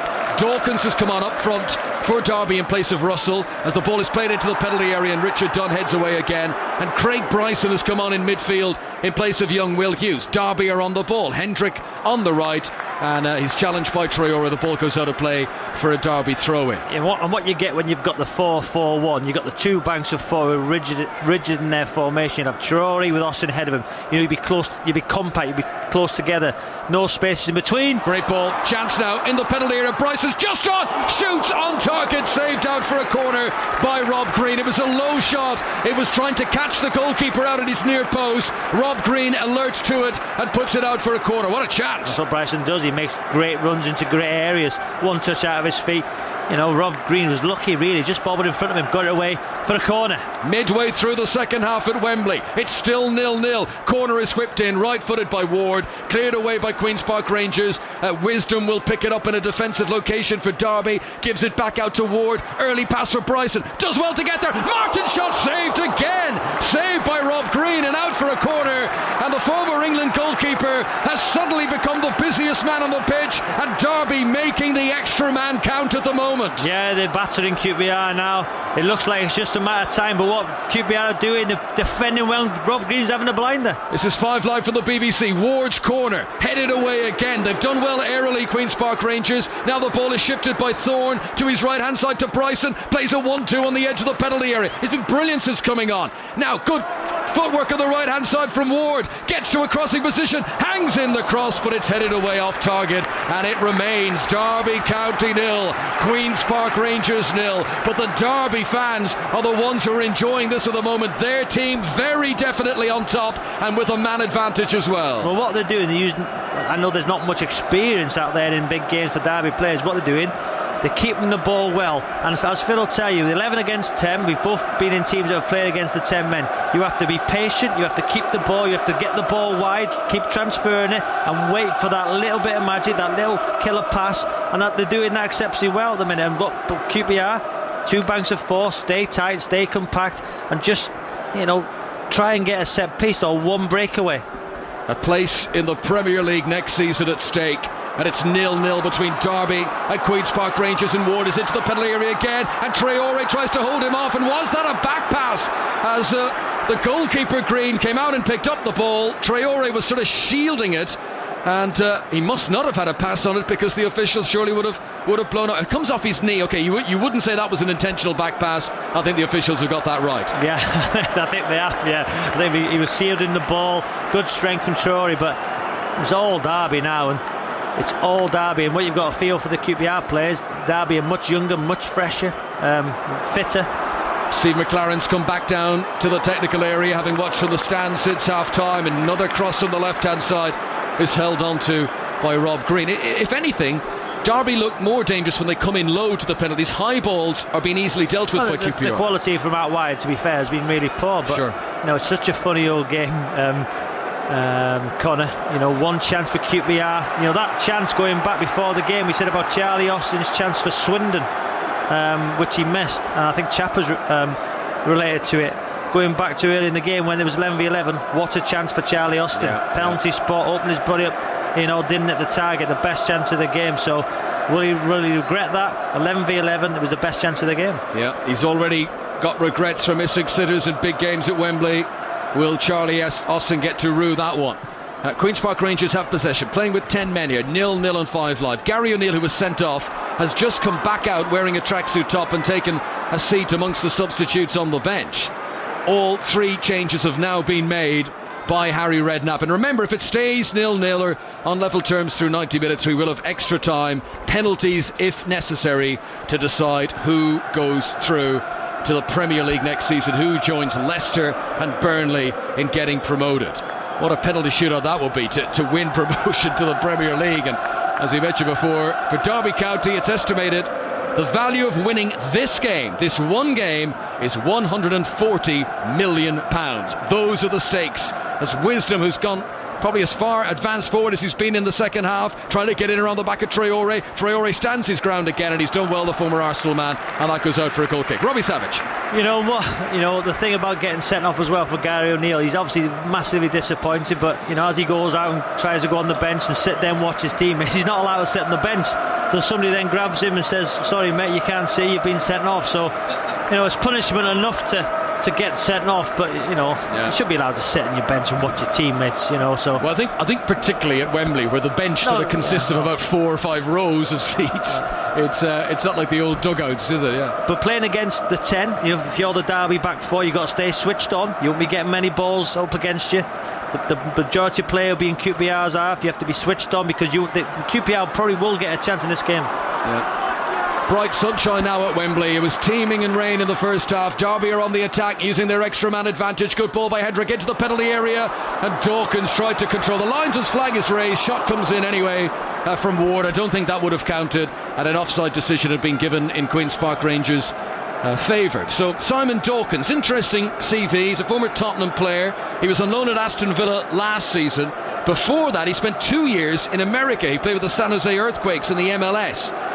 He's only 26 years of age, and he had a loan move, scored a few goals before Christmas, then made the move permanent to Derby, and he's only scored once since making that permanent signing. Came against Leeds earlier on this month, but Dawkins is up, part of a 3-pronged attack for Derby in this second half. On the ball at the moment, the impressive George Thorne lays the ball to the right hand side to Andre Wisdom, on loan from Liverpool.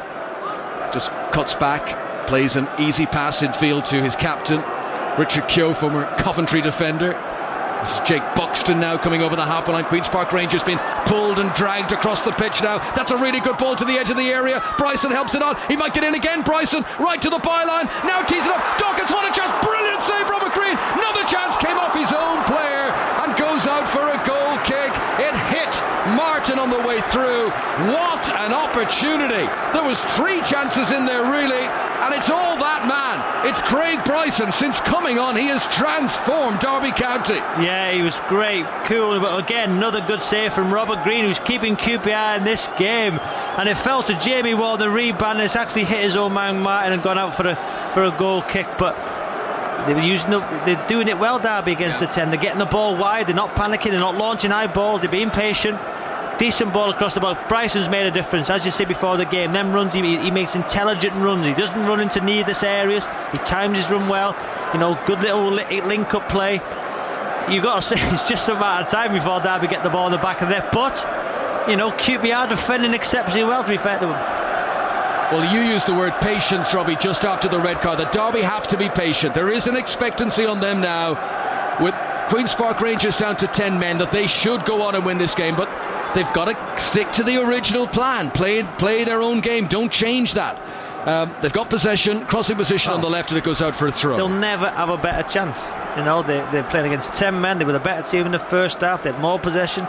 Looked like they got fresher legs. They got more pace. Yeah. So if you're looking at all that, Derby should go on to win this game. But as we've seen, football's not that easy, kind of. Yeah, Queen's Park Rangers, who are playing with Bobby Zamora up front, and pretty much everyone back in defence at the moment as the ball goes out for another Derby throw. Wisdom takes it quickly, throws the ball back to Jamie Ward, scoops it into the penalty area. No one picking up Dawkins. He can head it down, and then it's dribbling out towards a corner anyway, so they allow it go out of play. Hendrick, knowing it'll be a corner, now trots into the centre, and a corner to Derby on the right hand side. Jamie Ward preparing to take. So far, Queen's Park Rangers has defended these high balls very well. Let's see what Ward could produce. Short run up, right footed cross, comes in across the edge of the 6-yard box. Traore underneath it, heads it high up into the air. Derby get it back again. They remain on the attack. This is Ward on the right hand side, on his left boot, less favoured, sends it in. Dunn, who's won so much in the air today, heads it away, and a chance of a counter-attack for the 10 men, but Barton can't find the pass, and it's won back by George Thorne. Chance here for Derby, shot from distance from Hendrick, rebounds away off Charlie Austin, who's playing like a midfielder now, and goes out for a throw into Derby on the far side. It's 5 live from the BBC. It's very nervous atmosphere around Wembley. Both sets of supporters actually rather quiet, just studiously watching this game. Derby 0, Queen's Park Rangers 0. Good feet from Ward down below us. He's got away from Traore. Traore recovers well. It's a corner to Derby on the right hand side. Robbie Savage. And you want better delivery. I think the corners, and Phil will tell you, so important. Derby set pieces have been very, very poor. Hitting the first man, but you've got to say the two defenders in Onua and Dunn and Clinton Hill, when he was on, defended exceptionally well.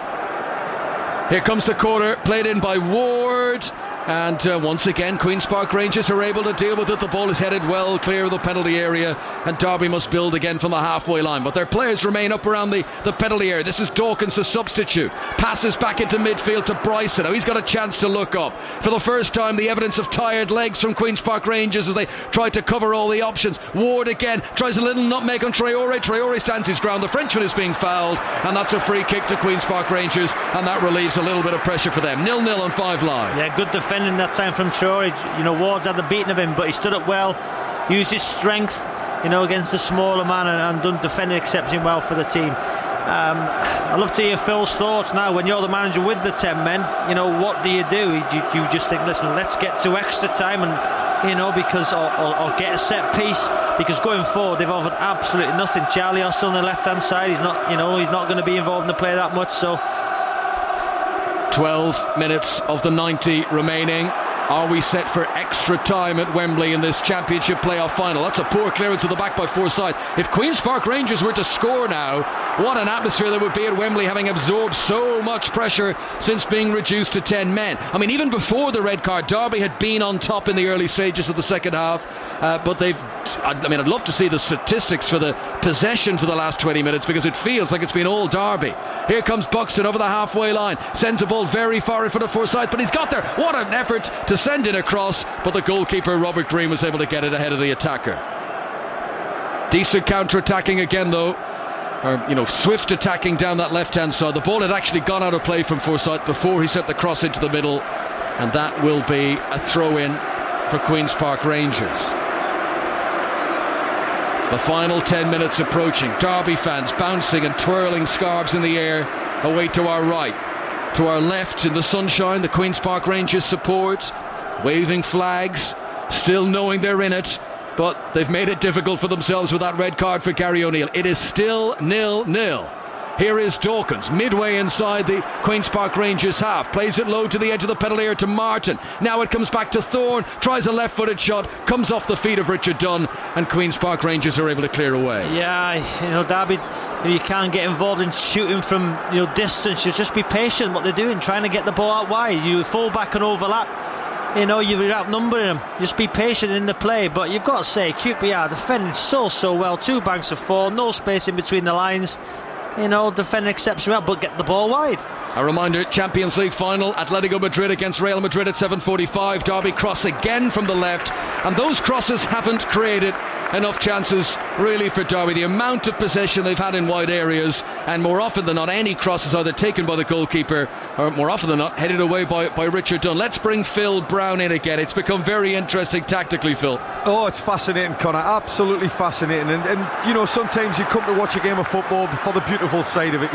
All the great passing and the movement and stuff like that. And other things galvanise you, and great defending galvanises me. And what you've got is almost like a siege mentality from the QPR sect. You've got the 2 banks of 4, and like Robbie's saying, no space in between. But look how deep Bobby Zamora is. They're hanging on for grim, just waiting for that opportunity in the last 10 minutes. And it might come from a set play, it might come from counter-attacking football. But at this moment in time, you've got to admire the resolve of the 10 men against the 11 at this moment. Yep. Derby County 0, 10-man QPR 0. And this is George Thorne for Derby, midway inside the half. Oh, he's played a good ball into the penalty area. Dawkins back onto his right foot. Oh, he turned in too wide of an arc, and he allowed the defenders to close him down. Derby still have possession, but that was a big opportunity for Dawkins. Here on the edge of the box he is again. Lays the ball back to Bryson now. Again, it's only really Martin in the centre, the rest of them lurking outside the penalty area. Martin is standing on the penalty spot. This is Dawkins now. QPR needs to get closer to him, and the ball is played out towards Wisdom. It's a terrible pass, and Wisdom's not going to be able to keep it in play. And I think Phil is right. Queen's Park Rangers have been given themselves a difficult task, but they're performing it well, defending deep with 10 men. Magnificent defender from Queen's Park Rangers. Nothing going forward. They look tired, but they galvanise, and they're playing for their mate, they're playing for each other. But there, Derby going forward, Wisdom's got to stay out wide. There's no point getting sucked into the middle of the park. Stay out wide, keep transferring the ball. Be patient, keep saying it, because a chance will come. One of the most lucrative games in world sport, and it's still on a knife edge. Derby with the extra man advantage, but just lately their chances of goal are beginning to dry up. Here's Dawkins on the left hand side. Simpson's putting pressure on him. Dawkins standing his ground. He's done well here actually, and it's taken a succession of players to eventually crowd him out of it, and Dawkins commits a foul, and that's a free kick to Queen's Park Rangers. And this is where Harry Redknapp's team need their experienced players, guys like Carl Henry, Joey Barton, Richard Dunn. He's been there, done that. And Steve McLaren, we're now seeing on our monitors, is this to be a happy return to Wembley for the former England manager, who famously lost his job here in 2007 with the England setup? Well, now all the pressure on Derby. Everybody now expects them to win. So the nerves Steve McLaren must be under there, and his staff, because one set piece with 6 or 7 minutes to go from QPR, there'll be a chance. So all the pressure now, expectations on Derby to go on and win this game. So QPR now are probably thinking, you know what have you got to lose? I know they got to lose a lot, obviously going to the Premier League, but in terms of but no one's going to blame them at this stage. But in terms of this game now, nobody gives them a chance. Martin tries to get in around the back of the defence, but Anua and Dunn have marshalled him very well so far this afternoon. A poor clearance from Dunn has come off the outside of his boot, and that goes out for a throw, but at least he cleared his lines. Throw into Derby. The way this game's gone, there'll be nobody watching. Probably even QPR fans will be thinking now, are we going to go and really win this game? Derby have been better in possession. Yes, they've created nothing, down to 10 men. Now here's a chance in the penalty area. Bryce is making a charge. He's done well to keep it in play by the byline. Gives it back into Dawkins. Good first touch. This is Forsyth. Pushes towards the byline again. Dawkins tries to come and attack it, and the ball goes out, and that will be a free kick to Queen's Park Rangers, and that relieves pressure for them. Brilliant defending from Anua there. Great defend from QPR on a whole, but Bryson again, he made the run. Done exceptionally well to keep the ball in, but quality from Derby in that final third, cutting the ball back, going back to all the chances in the game. The only moment of real quality in the final third was from Traore on this left-hand side when he cut the ball back to Austin, who had the best chance of the game. Just a reminder, the Heineken Cup final, the Millennium Stadium, starts at 5 o'clock, Toulon against Saracens, and we'll be joining for commentary once we've had a conclusion of this game. If it ends in the 90 minutes, we'll be there virtually at kick-off. If it goes into extra time, we'll have to have a delayed start for our rugby commentary. Here's a chance down the left-hand side for Derby. Not a good cross, though, from Bryson, who had a chance to look up. He had Ward in the middle, and he played in a low, weak cross, and it's cleared away. He could have took another touch. He seen Ward at the corner of his eye. He tried to whip it in between the goalkeeper and the back four. He could have run on. It was 2 against 1. Poor decision from Bryson. So 3 minutes being added on here at the end of the 90 minutes. 87,348 is the attendance. Derby have the possession.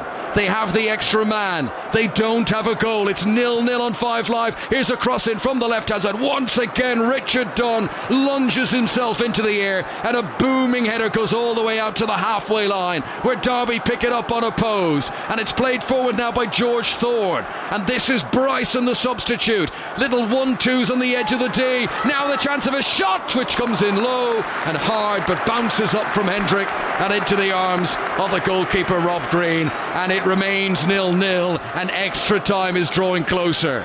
Yeah, I think it was the wrong decision again. Jamie Ward's in acres of space. How he's shaking his head, get the ball to Ward. They're starting to shoot now and panic Derby from 20-30 yards, and they don't need to. It's been a long time since Queen's Park Rangers had a chance, but with Zamora and Austin on the pitch, you feel if one chance was to fall for them, they might well take it. Right, he didn't convert the one he should have, Charlie Austin. Yeah. And now he's playing the left-hand side. Zamora's not got a kick, and to be fair, he's isolated on his own. QPR haven't been in Derby's half for ages but defensively they've been absolutely outstanding. Well, the stewards are bringing out their end-of-match positions, and there's a rope that they use to protect the players if they're walking up to collect the trophy. And they're all getting in position should there be a late winner in the regulation time here. Ball played by Ward. Good ball into the penalty area, well intercepted by Traore, and it's cleared away. Derby get it back again. Out to Ward on the right-hand side. Ward looks up. Oh, good dummy there. That bought him a little bit of time. Sends him across. Martin jumps, beaten in the air though by Green, and the ball is cleared away. Yeah, when you put the ball into the box, you've got to have quality, and too many balls are going to the box where Green's come from comfortably. He's been outstanding, Rob Green, today with so many good saves. He's been confident when the balls come into the box. Dunn and New are heading the ball out, but just wanting that extra bit of patience, quality when the ball goes into the box. Because for all Derby's possession, I can't think of one clear-cut chance. Yes, the clear goal scored opportunity when he got sent off O'Neill. Other than that, Austin's had the best chance of the game. Yeah. But Bryson had the opportunity, saved at the near post by Green. Here come Queen's Park Rangers over the halfway line with Carl Henry. We have just less than 2 minutes of normal time to go. There will be 3 minutes added on for stoppages. There could yet be a twist in this tale. Dunn plays the ball forward, direct ball, looking for Zamora, who doesn't get a touch. Now Barton goes for goal from a long way out. He kept it low, but not on target, and Joey Barton fires wide, and that is the first shot of any nature that Queen's Park Rangers have had since they've gone down to 10 men. But if you defend like they have been, you're going to create an opportunity. And Joey Barton there, 25 yards out, why not have a shot? But they look tired, QPR. Harry saying, get to him, face the ball up. We've got another 2 or 3 minutes left to defend to get to extra time. This is Andre Wisdom, just over the halfway line for Derby. And we could be looking at half an hour of extra time to be played here to decide who goes up to the Premier League next season. Good interception there by Hoylett wide on the right-hand side. Gives it up to Zamora.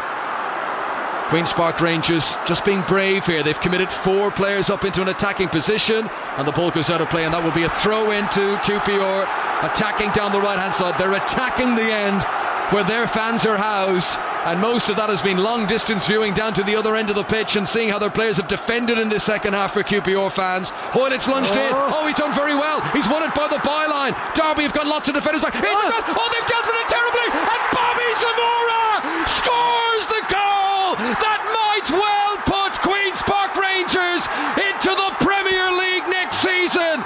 They have played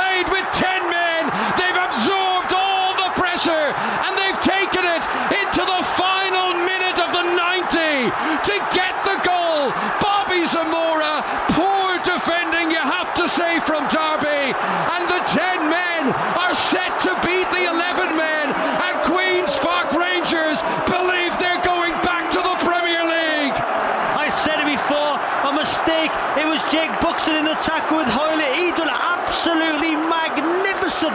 And it was Keogh. What is he doing? He side-footed the ball into Zamora's path. What a finish from Bobby Zamora. That's the quality the game's been itching for, and it's Zamora.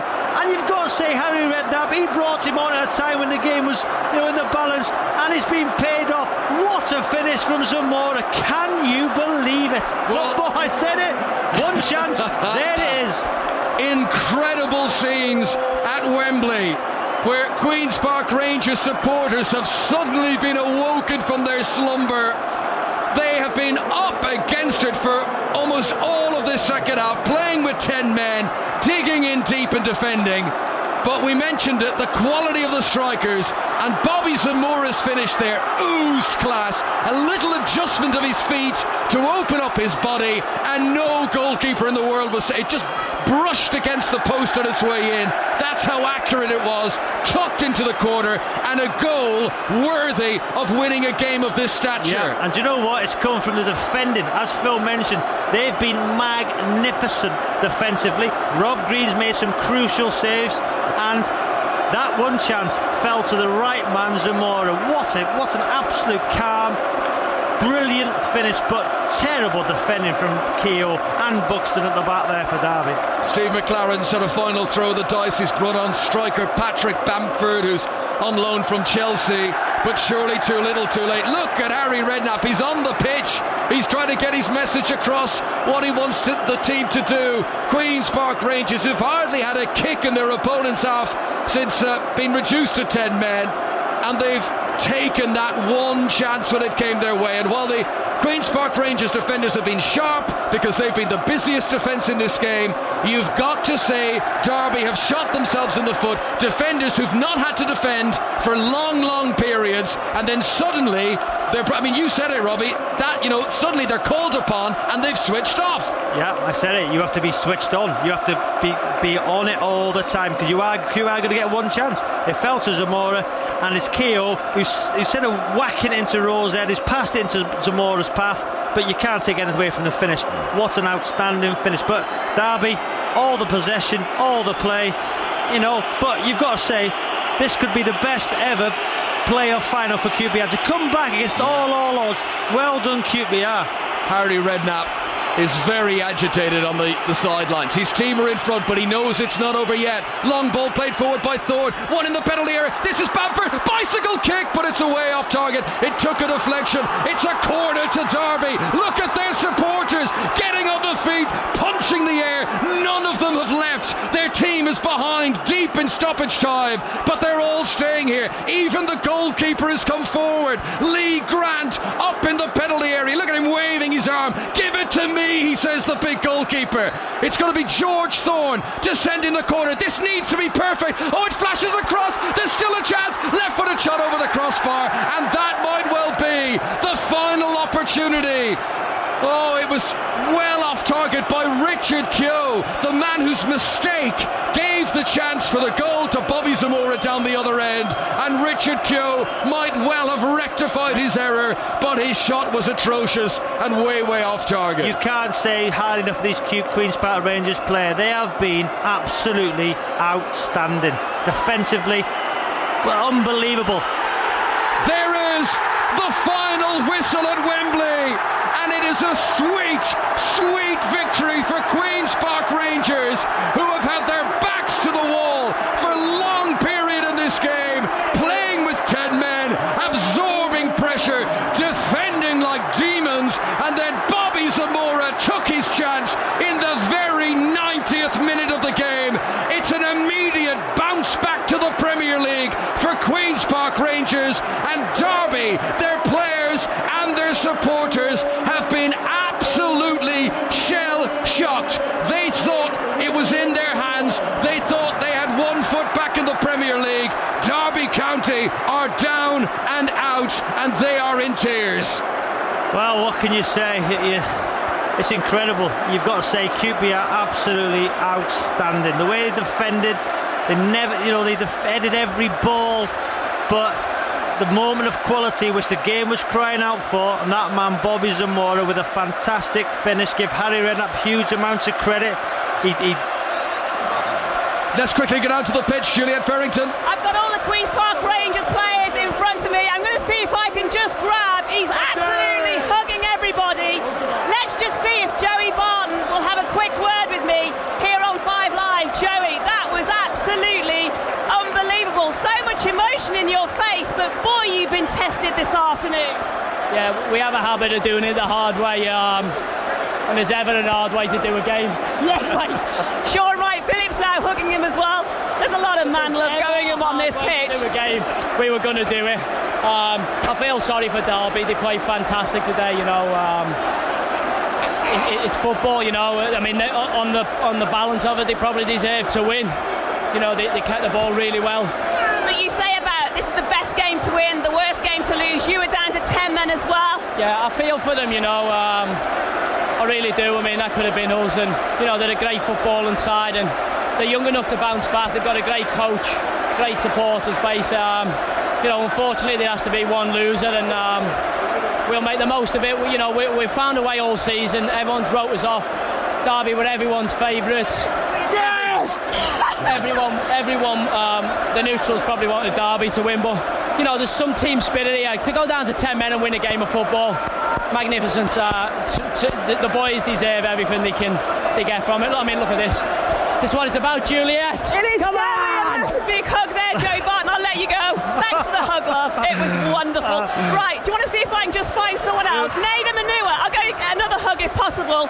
Nader Manua, don't swear. You're back in the Premier League. You said to me earlier you thought you just might do it. Yeah, I'm absolutely delighted. I think with the amount of experience we've got in the team, even in adversity, I think we're always going to have a second game plan, and today it was hard because Derby played so well, but to get the result it just feels fantastic. And to have a player sent off as well to score a late minute winner. You can't make these playoff finals up, can you? It's ridiculous. I think we must love to do things the hard way, but you know, it means twice as much now. It's so difficult to bounce back in the Premier League the season after you've been relegated. Just sum up this season. It's been really hard. The amount of games playing Saturday, Tuesday, and there's some good sides here as well. Like, for example, Derby haven't gone up. They're one of the best sides we've played this season, so it's been difficult, but thankfully we're on the other side. And there's a lot of man love here, isn't there? A lot of man love. There's plenty. Nothing like winning with your friends, is there? Nader, enjoy the afternoon. Thanks very much. Congratulations. Thank you very much, Juliet. She extricated herself from the Joey Barton hug. There's nothing like winning with your friends, Phil Brown. What a fantastic quote from Nader Manua. It is. It's a brilliant quote, and you know, it summed up the emotion that's spilling onto the pitch there. Look at one end and look at the other end. It's amazing. The contrast is there for everybody to see. And I talked about big players, and I think at the end of the day, that's what's won the game for QPR. Big players, and I don't mean big players scoring great goals and playing great football. Rob Green, Richard Dunn, absolute Nader Manua. 1,000,000%. Big players standing up when it's needed to be, and they all stood up to be counted. And all the good football that Derby were playing, they were knocking at the door, ran out of ideas, and all QPR had to do was wait for that moment, and that moment came in the 90th minute. QPR have changed out their red and black shirts that they've worn for this playoff final. They're putting blue and white hooped ones on at the moment. Robbie Savage, normally in a playoff final you see or in a cup final you see the losing fans disappear very quickly. Those Derby fans have stayed and have applauded their young side, and they are a young side, and they will learn from this. Yeah, they will. I don't think they'll have a better opportunity, chappers, in over the years to come to get up against 10 men, get all the play. Yes, they didn't create chances. QPR weren't in their half at all, and as you and Phil rightly say, big players for QPR, experience. But I've got to say, it was shocking defending. You know, let's be fair from Derby.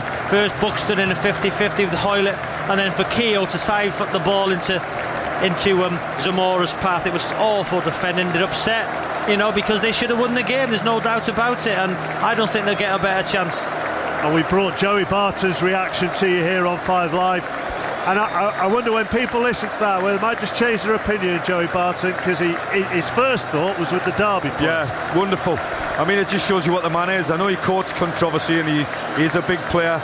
And strangely enough, me and Robbie were talking about, you know, holding being the ability to hold himself together when you cross the white line. And then his midfield partner's the one that gets the red card. If anybody's waiting for a red card, you would always think Joey Barton, but no, he's held himself in high regard, in high esteem, and making reference to Derby County. First thing that came out into his head just sums up the man. If you wonder what this game means, I'm just looking at local radio colleagues from Derby. They are in tears at the moment at what has happened this afternoon. QPR down to 10 men midway through the second half after Gary O'Neill made a professional foul, brought down the last man, Johnny Russell, on a goal-scoring opportunity. As one member of the press has written, looks like Gary O'Neill made a £100 million foul, the richest red card in the history of football. Bobby Zamora scored in the 89th minute. QPR are heading back to the Premier League. We are heading to Cardiff very shortly. The Heineken Cup final is next on this astonishing day of sport here on 5 Live. First of all, the latest BBC News from Laura Harms. Officials in Brussels say 3 people have been killed in a shooting at the city's Jewish museum. A 4th person has been seriously injured. The Belgian Foreign Minister has expressed shock at the incident. We'll keep you updated on this through the evening on 5 Live. Relatives of the 4 British yachtsmen feared dead in the Atlantic have spoken of their sadness. The search for the crew was called off after the US Coast Guard discovered the overturned hull of the boat. And Vladimir Putin's described Prince Charles's reported comparison of him with Hitler as unacceptable. The Russian president said the remarks are not what monarchs do. Thank you very much, Laura. QPR players just heading towards their Derby counterparts, shaking their hands. Steve McLaren shaking the hands of all the QPR players as well. We'll go to Cardiff after we go to Wentworth for an update on the PGA from Ian Carter. And a very tight leaderboard here with 16 players within 4 shots of the lead, held by the Irishman Shane Lowry, who's 1 over par for his round, just teeing off at the 11th at 9 under, 1 ahead of Thomas Aiken, Thomas Bjorn, the overnight leader, and Luke Donald, who is at 8 under par, 1 shot behind. As for Rory McIlroy, he's at 5 under par, 4 shots behind. Thank you very much, Ian. 11:30 tonight if you want to see what's happened here on the Football League show. We'll bring you more reaction on 5 Live throughout the evening. You'll hear from Steve McLaren, you'll hear from Harry Redknapp as well. At 7:45, full coverage from Lisbon of the Champions League final between Real Madrid and Athletic.